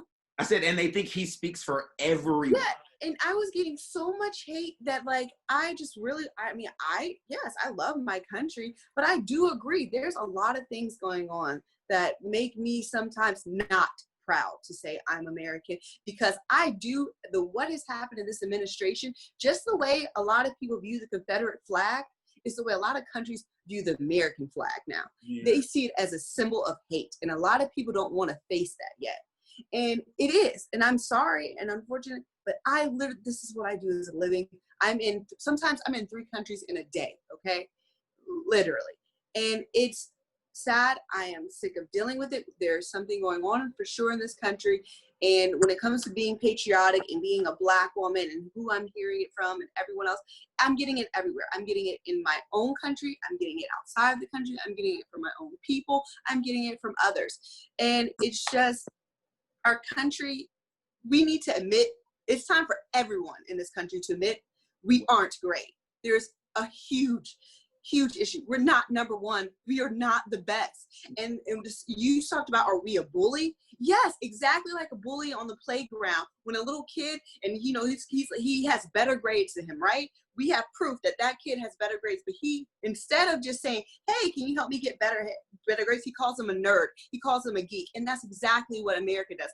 Oh, so China has this, they have that. Well, in China, they do this, they do that. They're so quick to go and like, whenever we hear we're not the best, they're ready to attack. And they're just like any other bully. Instead of saying, hey, what is it that China's doing that we're doing different? What is it that Canada's doing this? Why do they have better health care? Why is it that less women are dying during childbirth in their countries? We don't stop and just ask, how do we get like you? Instead, we just attack and say we're the best, just like a bully does anywhere else. So yes, America is a bully. It is what it is. And if I can add to that, absolutely. I think I don't know, something about what this conversation is saying to me is that a lot of this comes back to capitalism. And I'm not anti-capitalist solely, but not totally. Capitalism has gone crazy. And when you divide people to the degree that we've managed to allow ourselves to be divided, right, in terms of wealth, again, it comes back to poverty, but then also race, because of the way that, we were structured as a white supremacist organization, I believe. I mean, come on. Historically, I love my country too. I do. I love my country. I feel like I am a patriotic person because I am critical. I'm informed. I'm never informed enough, but I try to be. And I vote and I care and I try to learn and like that to me, that's what makes someone patriotic. And I really do love this country, but we were founded on ugliness that we have never dealt with. Whole history. just ugliness. And I completely agree. And it's just like, that's why I wanted to actually kind of bring this up in the NFL thing that no one really brought up. Everything I agree with why the NFL is acting this way, but one thing that everyone did not mention was the violent protesting.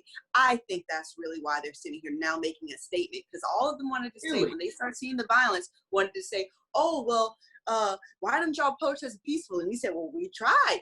Kaepernick was kneeling. So that's why they're coming back and saying it, because now they're like, well, because they're trying to tell you not to do it violently. You need to do it peacefully. You're like, but didn't you get not doing it peacefully? That's the reason why I don't want to hear nothing from the NFL, because we did it. He did it years ago. He tried to prevent what was happening now. And now that you see where we can get and where we can go, now you want to be like, oh no, don't do that. Do it peacefully. Right.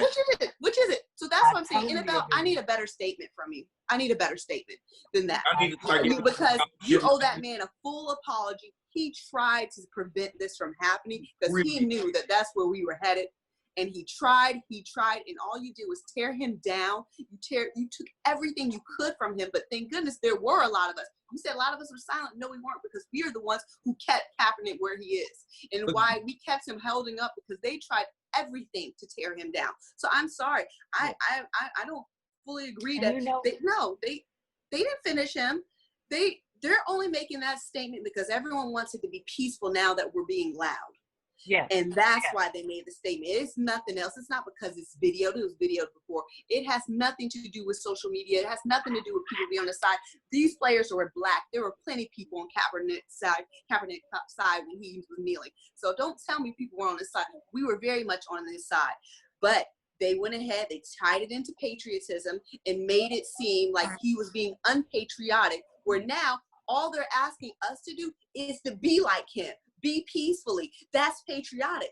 Well, like I said, you're doing both. You can choose what you want from us, because you don't want anything. You just want us to shut up, and they want the world to continue to go on the way it has for these past 40, 50 years, and we're saying no. I'm sorry. We're sick of our own brothers and sisters, friends, everyone being killed, by our own law enforcement. And that's it. We just want to be equal. Like they said, be happy we don't want revenge, because if we really want to talk about that, they owe us a lot. We never got reparations. Okay. But no, we just want to be equal. And I want to walk outside of my house, and my boyfriend is a dark-skinned man with locks, and I worry about him every day he goes out, especially now. I just want to go, and I want to know that when my boyfriend goes running around our little white neighborhood in Miami where he just came from, that he's going to come home. And I feel confident enough that he's going to come home. And that's what I don't even know what more to say. I'm sorry. No, I think she really hit it on the head.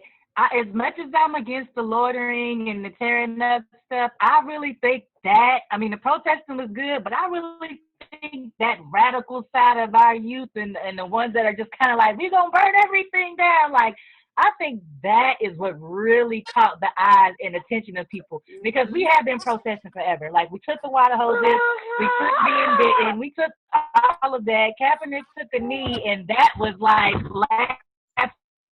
Then they burned down the police precinct, started burning up buildings and really showing our not so patriotic side, and we started getting results, I must say.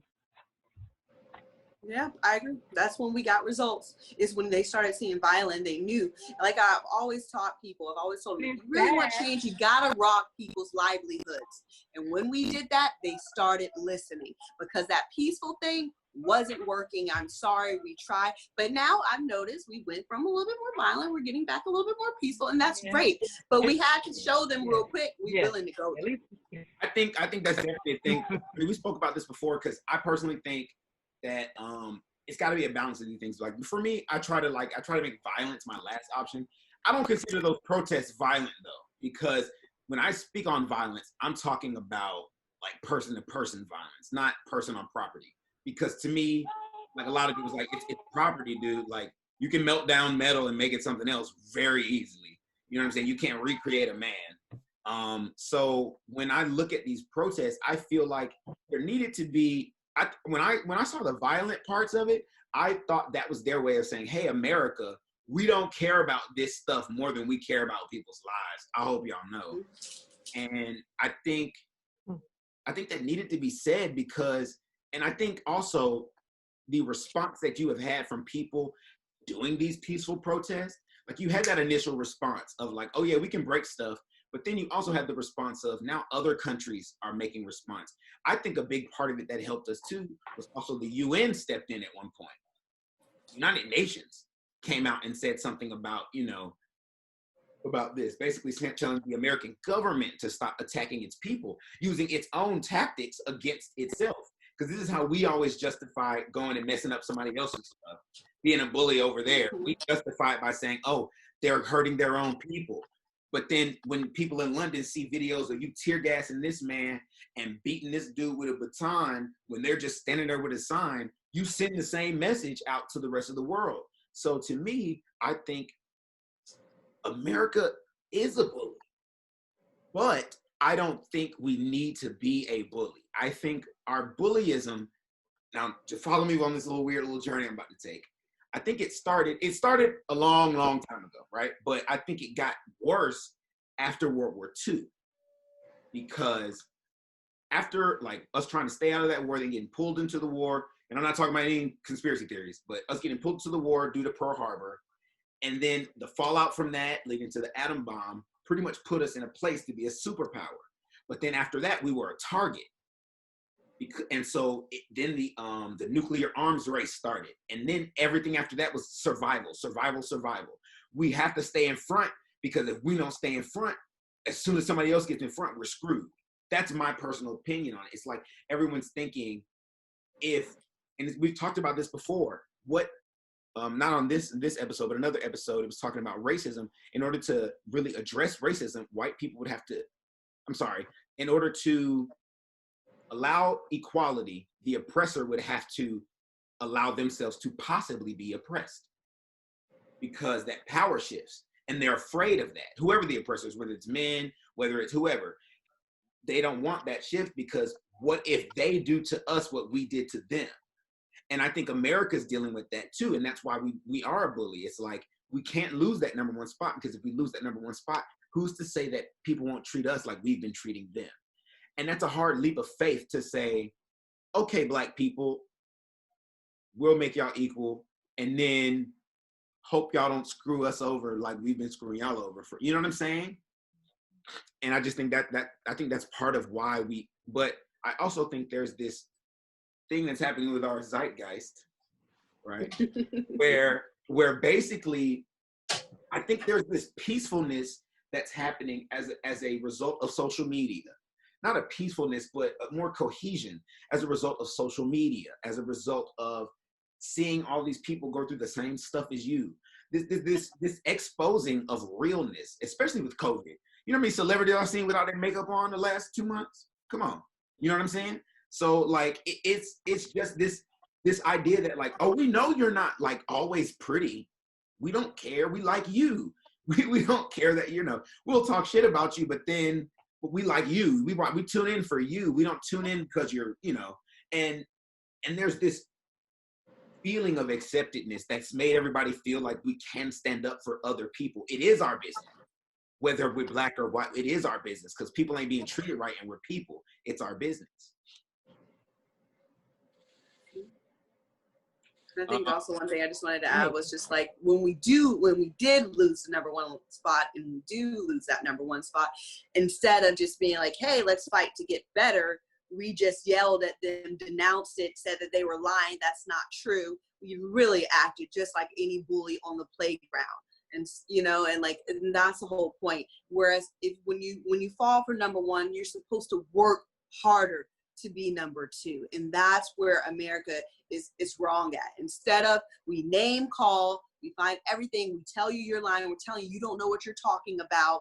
And that's what I think is creating this mentality in our country, is just, instead of just accepting we need to do better and we need to work harder, we're just freaking bullies. Do you think this has anything to do?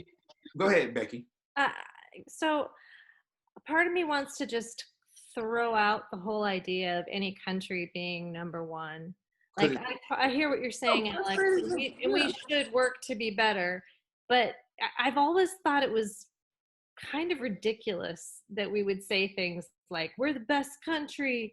I mean, So I've been to a lot of countries, and there are a lot of great countries out there for different reasons. So I don't know. Maybe that's part of the problem. And why are we I think competing? you are so right. You're so right. And this is going back to us, because what you're doing is you're changing my thinking and my thought. But you're correct. And this is exactly what we need to do with other people. You're right. Why are we in a competition? We're all different. We're all beautiful. We're all amazing, in our own ways. And there's some things, of course, that we can improve in every area, but every country has different things that they can improve in different areas, but it doesn't make us less or more. And you're so right. And that is what I think that we should try to preach and put out there. Stop making it a competition and trying to be one and the best. If there's anything America should be promoting, it's exactly what you just said. We're supposed to be the melting pot, bro. We're supposed to be showing the rest of the world how a bunch of cultures can come together cohesively. That's what we're supposed to be. Religiously, racially, that's what our forefathers wanted. I was reading up on good old Abe, and even he was on a different level of thinking when he didn't necessarily feel like black people and white people should cohabitate, but he definitely felt like no man should be under the boot of another man. And there's this idea that's always this idea of equality and treating treating people like you want to be treated, and that whole thing. We don't need to be the best. We just need to be showing people how to get along. That's what I thought this country was supposed to be. Because, lucky for me, I know a lot of my cousins living in Atlanta, a lot of my cousins went to school on the west side, right? I went to school in the middle of the city. So I was in a wider school district, but in our class, there was Chinese girls, there were Hispanic people, there were Muslim people, all during my schooling. And then I was in the military. Well, I wasn't, but my stepfather was in the military. I was around so many people for so long. It was weird the first time I went to an all-black school, which was, and that happened when I came back, because for me, I had just been so used to that being like that. And I mean, and it's crazy to me because I feel like it was almost learned that okay, now that I got to a certain age, now I'm the only black guy, or I'm the black, you know what I'm saying? That came later. At first it was just oh, we have kids. And when you're young, that's what they teach you in America. Oh, we're all a melting pot, and this whole thing. They teach you this beauty, this bullshit, that's how our country's gonna be when you get older. But later on we find out, oh no, it's not really like that. That's what we say it is. So we're tricking ourselves into believing that this is something that it's not. Man, I also feel like I want to ask you one more question about, back on the topic of patriotism. So I feel like there's this thing because a police officer, he was a retired police chief. He was killed during one of the riots. And it really broke my heart to see that, because he was a black man too, and I'm pretty sure he was killed by a black person. I don't know who did it, but I just remember the recording of it, which I couldn't, the recording of it was basically this guy berating the guy who shot him. That's what it looked like, was the recording. Basically saying why are we doing that? This is somebody's grandfather or father. Why'd you do that? You know what I'm saying? And so I feel like I was also watching something on TV today, and they were basically saying, so if we got our best case scenario and the racial inequality was gone, are we going to have cohesion everywhere else? It goes back to what Alex said. It's about teaching people how to be good people to each other. You know what I'm saying? We can use these other these other, help me out, these other ideals, these other isms to be the sole cause of what we're attacking, but it's something at the root of the tree. It's how we're treating each other, how we're dealing with each other, how we're so afraid of this person or that person, so we attack them. We're afraid of this thing or that thing that's different, so we attack. I think that we're seeing more of that. And Can I bring up something that nobody has talked about? I don't see it anywhere on social media. No one wants to talk about this. Do y'all remember how we started off 2020 when it came to school shootings? It was day after day after day of not school shootings, but public shootings. Y'all remember that? And it was all in the media, how we had so many, for how many days there were almost, we had started out the year. And, you know, and now since everything's happened, of course, they have not happened as much. And, you know, and I look and I've been thinking about how, especially school shootings, how a lot of them were happening. And I look at Generation Z and, you know, how this is all forming and shaping them. And like now they're not in school. Now school shootings aren't happening, but are spree shootings at all really happening? You know, and like things like that. My point is, there's something definitely going on. We're sick. There's something going on in the mentality of Americans that we started off our year that there was almost a type of mass shooting a day. Every day almost, at least once a week, we were having them up until the pandemic stopped. And that shows me, because I remember being a kid, Drea and I, we went to high school together. Trust me, there was a lot of fights. A lot of us didn't like each other. We had everything you would think of in a school, but ain't nobody come to school to shoot up the school, no matter how mad they got. You know, there was some type of shift that's going on. And we have to ask, like, was it because did we start coddling children too much? You know, what happened? What happened that one day it seemed like these things just kept happening? So yes, I think we need to sit down and start talking and thinking about what's going on with the mental health, especially of our youth. And then, you know, why do they feel that that's their way of lashing out, is to hurt people? And then it goes on into the adults of, yes, why do we see lashing out as our way of expressing anger? And the way we do it is by killing others and wanting to hurt others. It's going on in the schools. It's going on in police brutality. It's going on in our neighborhoods. There is something, mental health is not taken as serious as it needs to be in this country. And we're traumatized. If you really think about it, we are traumatized. We have been through so much from 9/11, you know, like for us, it rocked us. We were in middle school. It changed everything about us. And after that, it has just been thing after thing after thing after thing. And like, and I get it. These children, they don't see anywhere else to turn. And you know, like, I mean, I want to help. I want to stop this. And like I said, the school shootings proves to you, I think, that this isn't just about racism. Right. This is a bigger issue, and that is what America needs to really sit down and have a discussion with, because those officers, I think, are doing the exact same thing. They are releasing their own anger and backlash into others, which results in them hurting people. Those children who are shooting up the schools and officers, to me, I don't think they're too much of a difference. There's something else going on where you feel that you need to hurt someone and make yourself feel better and more powerful. Do you think that's something that could be changed? Yes, that is completely something that can be changed. Children should be allowed mental health days. Adults, sick, this work. Oh, you're going to get a point for being sick. How are you going to give me a point for being sick and using my own sick days? That's what's happening in my job. You know, people should be allowed to say, you know what? I need a second. And I need to talk to someone, and I don't need to come to work today, because that's probably why they are shooting up there. You're forcing them to come. They feel like they can't do anything else. And instead of just giving them a moment to maybe go and talk to somebody. And we need to have these people, we need to have more therapists in the workplace, just like how you had counselors in high school, but we need them to actually really counsel. They need to have this place in all workplaces. You should have someone that you trust, that you think within your workplace, that if I'm having a bad day, before I go to my car and get a gun, let me go at least try to talk to somebody. And I think that would help. We need to, mental health is not taken serious in this country. People are afraid. We're sick and we're hurt. People are afraid of mental health. Especially they're afraid to talk about it. Like, if you actually talk to people about their mental health, you'd be surprised at how many people are dealing with mental health stuff, but they're dealing with it privately. Like, you know what I'm saying? Like, it's crazy. You'll be like, oh my God, I got arthritis, I got bad blood pressure, but the stuff that's going on mentally.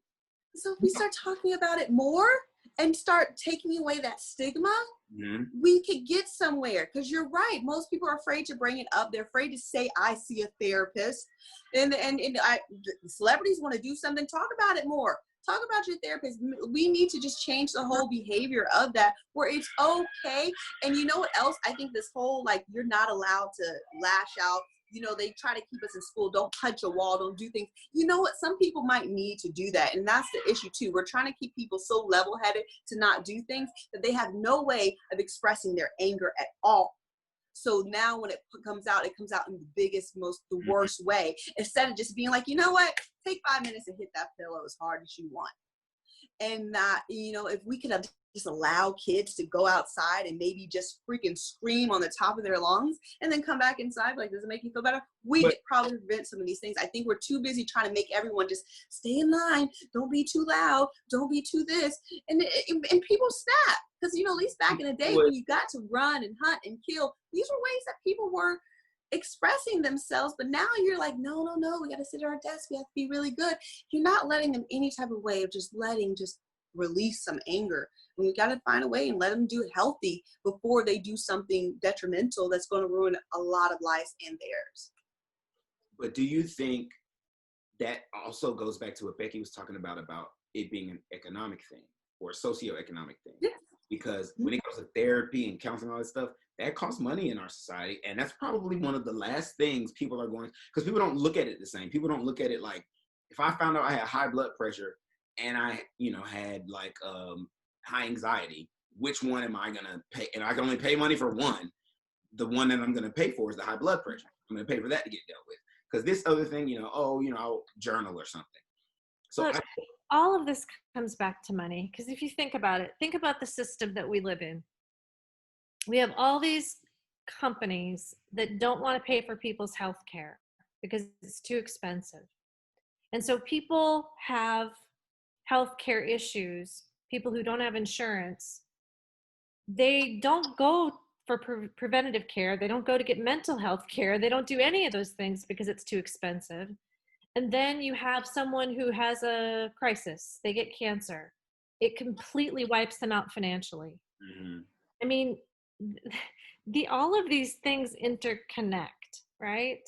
And so you've got companies and corporations that are, I think, driving people to places where they can't be empathetic. They can't think past the moment. They can't do something to help make themselves feel better because they're just trying to survive. Yes. You know what I mean? Well, CEOs are making $300 million a year. Yeah. And they can't afford to provide health care. Like you said, it kind of goes back into the whole capitalism thing. And that's the issue that's going on, because the rich is just trying to get richer. Because I'm sorry, if someone has a $300 million a year salary, your company can afford some mental health for their people.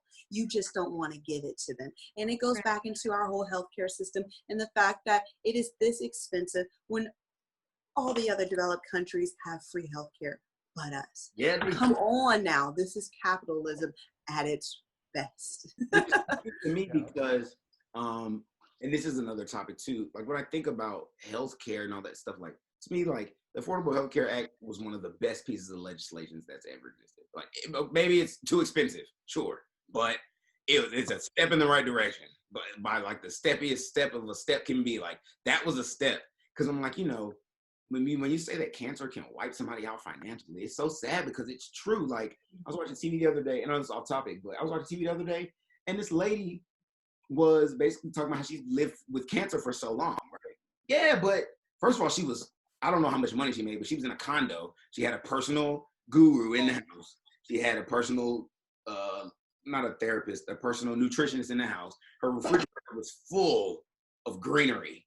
You know what I'm saying? But these are all things that an everyday person, like, they can't afford all that. There's no way. Yeah. She was taking trips to this mountain to talk to this guru, and it's like, cool. I'm glad that no offense to her. Like, look, you have that money and you spent it wisely, but why put that on TV to show these people at home, this is how she beat cancer? Well, I can't do that. Yeah. You know what I'm saying? Just because you show you a quick example, I had my ex, I remember he once told me, I saw a spot on his back. I said, he was like, yo, I had skin cancer. I said, how did you afford it? He said, well, you remember I told you I went to prison. He said, I'm so lucky that I was in prison that when I got skin cancer, they had to treat me for it. And in my head, that blew my mind. He was like, yeah, if I wasn't in prison, I probably wouldn't have been able to afford it at all. He said, actually, prison saved me. It was the only way he was able to get free health care to treat his cancer. I mean, that's a whole like another Like, way of looking at it. welcome, America. Because the reason it probably works like that is because they can make more money off of him staying alive in prison than they could off of him, even with them spending that money on helping him get better. Did anyone else want to chime in on this? Because we're actually. I did really quick because Okay, I was go ahead. speaking on healthcare, and we were talking about just not even being able to afford the treatment of cancer. But you know, the leading causes of like healthcare issues in Americans are by health issues that can actually be reversed. We're talking about people that are being wiped off because of diabetes and the inflation on the prices of medicine. I mean, they keep making the same product, and as long as the patent is tweaked just a pinch, we're sending families into debt because they're trying to stay alive with insulin. You know what I'm saying? We're talking about high blood pressure. I mean, we're talking about beyond cancer. So when we get into healthcare, it gets very deep. Even speaking on the topic of mental health and not being able to afford it, I actually wanted to touch on the fact that, you know, they actually offer and this was kind of like, not even devil's advocate, but I was listening, I was kind of like, but you know, they actually offer therapists and counselors through Medicaid. So there is also a stigma that we keep kind of somewhat ignoring, where people they're just not taking the option to use the resource. So even if you do have insurance, somebody like me, you know, I have used Medicaid, you know what I'm saying? But have I used the option to receive therapy through that? No. But it's there, and I know it's there because I looked it up. So I just wanted to throw that out there really quick. So with healthcare, I'm sorry, y'all, but with healthcare, it definitely goes into capitalism and money and inflation. And really the sad part is it's behind stuff that if we actually just treated our bodies a little bit better, we could probably reverse a lot of those issues. I just wanted to throw that out there. Did anyone else want to say something before we go into our final thoughts? A final thought before the final thought? Yeah, I'll chime in on the mental health thing, and you know, it may have been, you know, touched on prior, but I can't stress enough how essential the arts are to the development of a child's mind and their ability to experience the world and their ability to express themselves in the world. I can't tell you how many times I have been deeply moved by kids that I work with coming up to me and saying, "Thank you."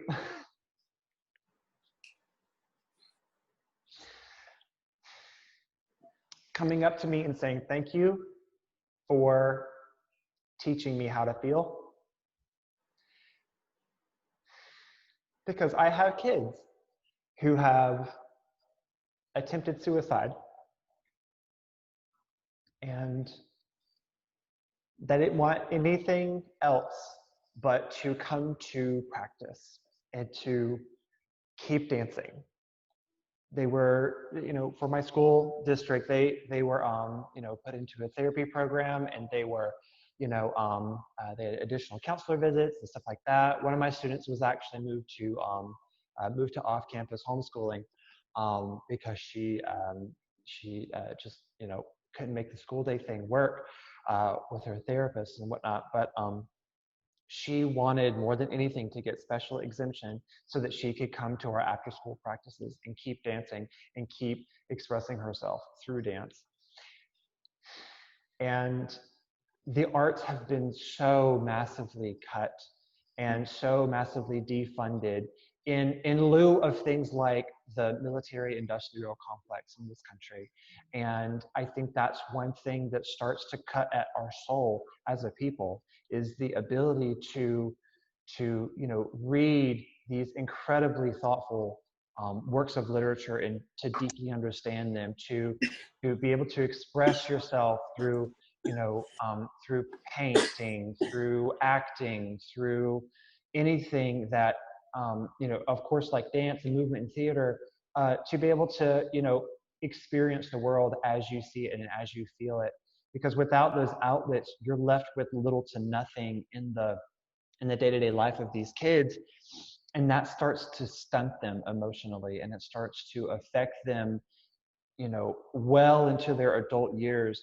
And at that point, you're lucky if any of them have the courage to look into things like therapy for themselves as an adult, if they have the resources and if they have the means to do so. But I think that it can't be stressed enough how important the arts are to kids throughout their entire school year phase of development. And that's just something that I hold really near and dear to my heart. And I think that will help heal this country the best, because kids are just so open-minded. They are so green and thirsty and hungry for knowledge and understanding, that if we raise them right, they will take care of what needs to be taken care of as we move forward. So that's just one thing I wanted to say on the topic of mental health. Wonderful. Thank you for sharing that. And I really agree. Becky was my professor, as I spoke before. And, we've had so many conversations about why art is important for society, period. And everybody's an artist, whether they want to believe it or not. Motherhood is an art. Architecture is an art. We're all artists, and there's something deep and connecting that exists in that medium that often gets overlooked and underappreciated. We absolutely are seen as dreamers, but everybody who's ever created anything that's worth using, every government that was ever created was created by a dreamer. So I agree with you, and I'm glad you said that, because one of my mentors, rest in peace, Miss Linda Stevenson, she's the reason that I fell in love with theater all over again. I had decided to quit before I met her, and I was really young, and she put me back on the path to it. And if I wasn't an actor, it wouldn't have I wouldn't be doing this right here. And I think this format is gonna, I hope people will see this and see, like, look at all these beautiful faces up here. Everyone looks so different.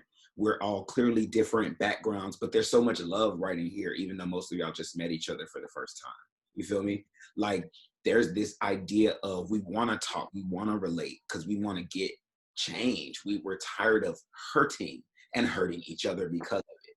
We are ready to, I say it like this, people out here really trying to fuck with each other. Like, we're trying to be homies. Everybody want to be a homie for real. Like, so, and I think that's what's coming out. Everybody wants to be able to spread love. So I thank you all for sharing so much. This is when we do our final thought. So basically, we'll go around, everybody will say what they either want the audience to leave with or what they're leaving with today. And we can go in any order. If anyone's got a burning desire to go, they can go first. Okay. I'm gonna go with two. Okay. Quickly. Because I've listened to a lot and I've got a lot of thoughts just kind of mirroring. So the first thing I want to talk about is just our myth. And we talk about where we come from. We talk about the origin of our problems, which really is the origin of everything, is our whole society. I mean, ultimately, if we could break down our whole society and start over with the moral knowledge that we have now, if we have this moral strength as well, that's one thing.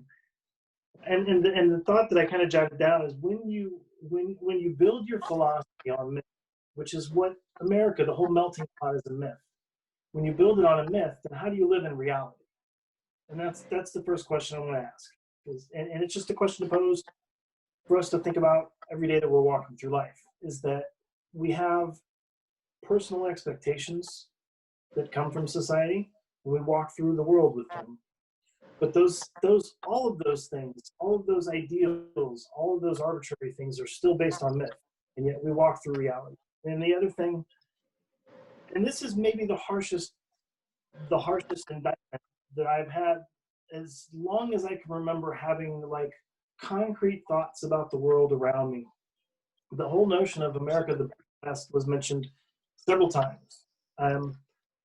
I really kind of wish I could remember how young I was when I first started thinking that sounded like a bunch of, it just sounded false. It rang false. It sounded arrogant and it sounded dishonest. But then it makes me think about injustice in society. It makes me think about everything that we could classify as evil in. And when it comes down to it, I've always wondered why the oppressed remain oppressed when they often are the majority. And if no one asked, but one book I would suggest everybody read is Pedagogy of the Oppressed by Paulo Freire, because I think it touches on some of the things we need to think about with education. But when we accept it, we accept it, all of us in some way accept it. And that's the way it continues. All of us in some way accept racial strife, gender inequity in pay.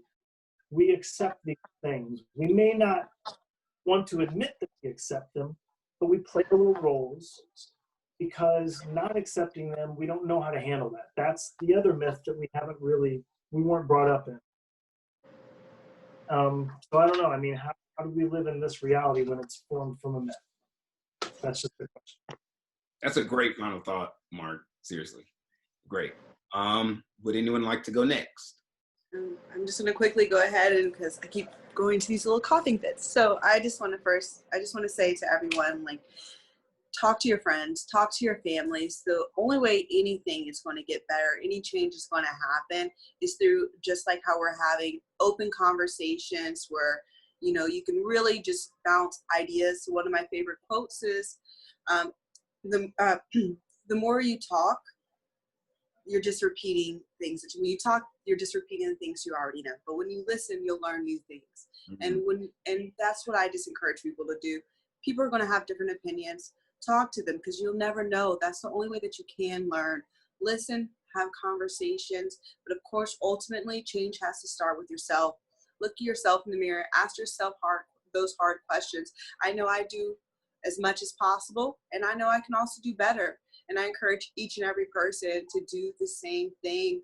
Before we go out, before you go and protest, you know, before you judge anyone, take a look in the mirror and decide, where do I start with, just within myself? Because change and helping and you know, like how you choose to protest, it's all internal. It's all with you. Start with yourself, and it's okay if people don't see on social media you're not doing it to show everyone else. That's okay. That's between them. If they feel a certain way that they don't think you're doing enough, if you're just looking in your mirror and having real conversations with yourself, for me, that's enough. And then if you're acting upon it, even better. And continue to just talk and listen. And that's that's how I would just like to go out. And thank you guys all for listening, and thank each and every other person that is on here. You guys have been great. I loved all the discussions. You've totally opened up my mind. Also, Justin, I would love for you to send me that link you were telling us all about earlier, the video you watched 3 times. I would like to get that. So, yeah, you know, so, and then, you know, also the books and everything. I loved it all. Thank you all for just being so sweet and so respectful. And thank you, Duryea, for bringing us all together to talk about some things that I know make people very uncomfortable sometimes.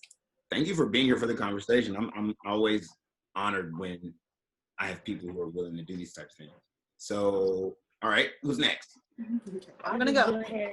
I'll just go ahead and first of all, yes, thank you, Duryea, for even inviting me, like even seeing me and just selecting me as a person you thought would be fit for this panel.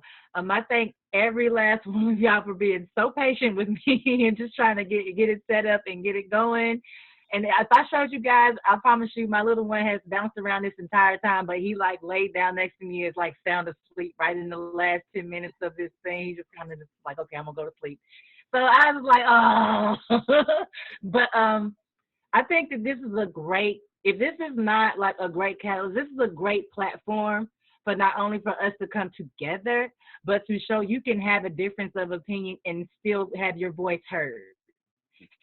And so I think that this is like a very good way and a very good platform to use. We're not protesting, but we're still speaking out. You know what I'm saying? And everybody has their point of view that they're able to express. So I just think that this whole idea was very, like, I enjoyed it. It's a dope idea. And I just hope you keep on pushing, like, and keep doing this, because, like, this is going to help. Like, once this is published, you know, we're all going to go and share it to and it's going to, like, reach the masses. So, like, good job. I'm proud of you, kid.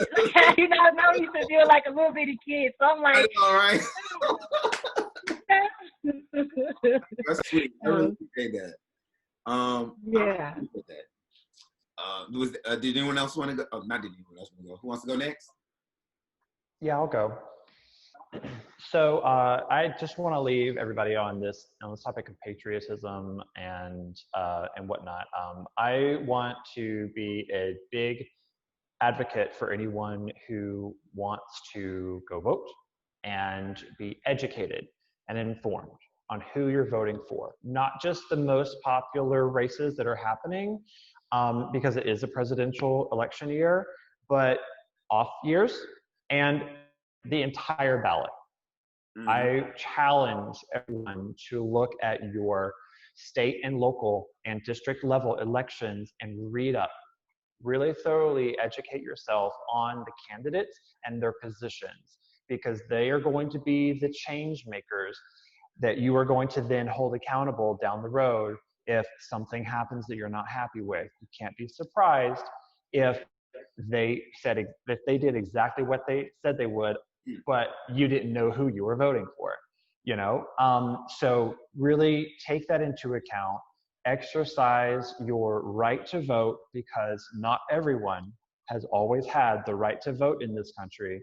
There was a lot of hard work and lives lost, honestly, in the right to vote for every man and woman and, you know, person in this country. So I really hope that, you know, this is going to be a record turnout for voters for this year, but know who you're voting for and know what you're voting for as well. That's going to be my underlying message at the end here.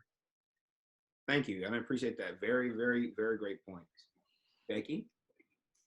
So I'm going to say very similar things to Justin. Basically, though, this is the most important election, I believe, in my lifetime, in our lifetimes. And I don't know if that sounds overly dramatic, but I think that this is an incredibly dramatic year. Mm-hmm. We're experiencing something we've never experienced before, but on so many levels. A pandemic, really marked action to change the racist system in our country. An incredibly racist president. That's not funny. Keep going. I know that it's not funny, but it's kind of funny that you laugh. But I mean it. Like this president has completely rewritten what I mean, he's not behaving the way a president should behave. So we have all of these layers of 2020 just being a watershed year. Mm-hmm. So we need to be prepared and vote and informed this year and take action, but then we can't stop. Like, that's the whole point of this whole year. We can't stop. We can't just stop physical distancing because we're tired. We can't just stop protesting because we're tired. We can't just stop learning and stop voting because we're tired. We're just kind of done with it. We can't stop. Like, we have to keep doing the things that we need to do in order to make things better and in order to actually make this country live up to its potential. I love what you just said. I love everything all of you all said. Y'all are so intuitive, and y'all are so intelligent, and you're also wonderful. Thank you for being here. My final thoughts are on a few things. Number one, I'm going to tag off of Becky, what Becky said, consistency. Consistency, because I think that's kind of why we're going through this, is this inconsistency. Oh, you got something, so you fell off. I actually related to gay marriage at one point, like, oh, gay marriage was one, and then you kind of didn't hear from the gays anymore. And so basically, we need to just stay on until we're at that point. I love when Becky said that we can live up to our potential. That is why I'm proud to say I'm proud to be an American, because Americans have so much excellent potential. I get frustrated when Americans are seen as this hateful thing, like she said, because I know so many Americans that are like you all, you know, that are not hateful. And I want these people, these images of Americans to be what the world sees, so that they know that America has a massive heart. There's a lot of people in this country that want to do nothing more than laugh, love, and thrive, you know? So educate yourself. Go find some literature. If you don't like to read, get an audio book. If you don't like an audio book, find it on YouTube. Find it on there's so much education out there. And if you really just don't want to do your own education, find a friend that has that patience. But it's out there. It's out there, especially in this climate right now. You have Black people, I'm just using this one instance. Black people are so open to having these conversations, I think, now with white people more than before, because now we see an active charge. This is the best time if you want to get educated on something. Educate yourself so that you can speak for yourself and stop letting other people say that this is how America feels.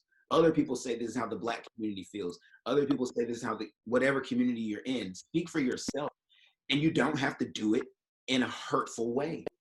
You can get your point across and be totally heard and respected for it by just knowing what you're talking about, being aware of who it's going to land on, and being cognizant of how you say what you want to say.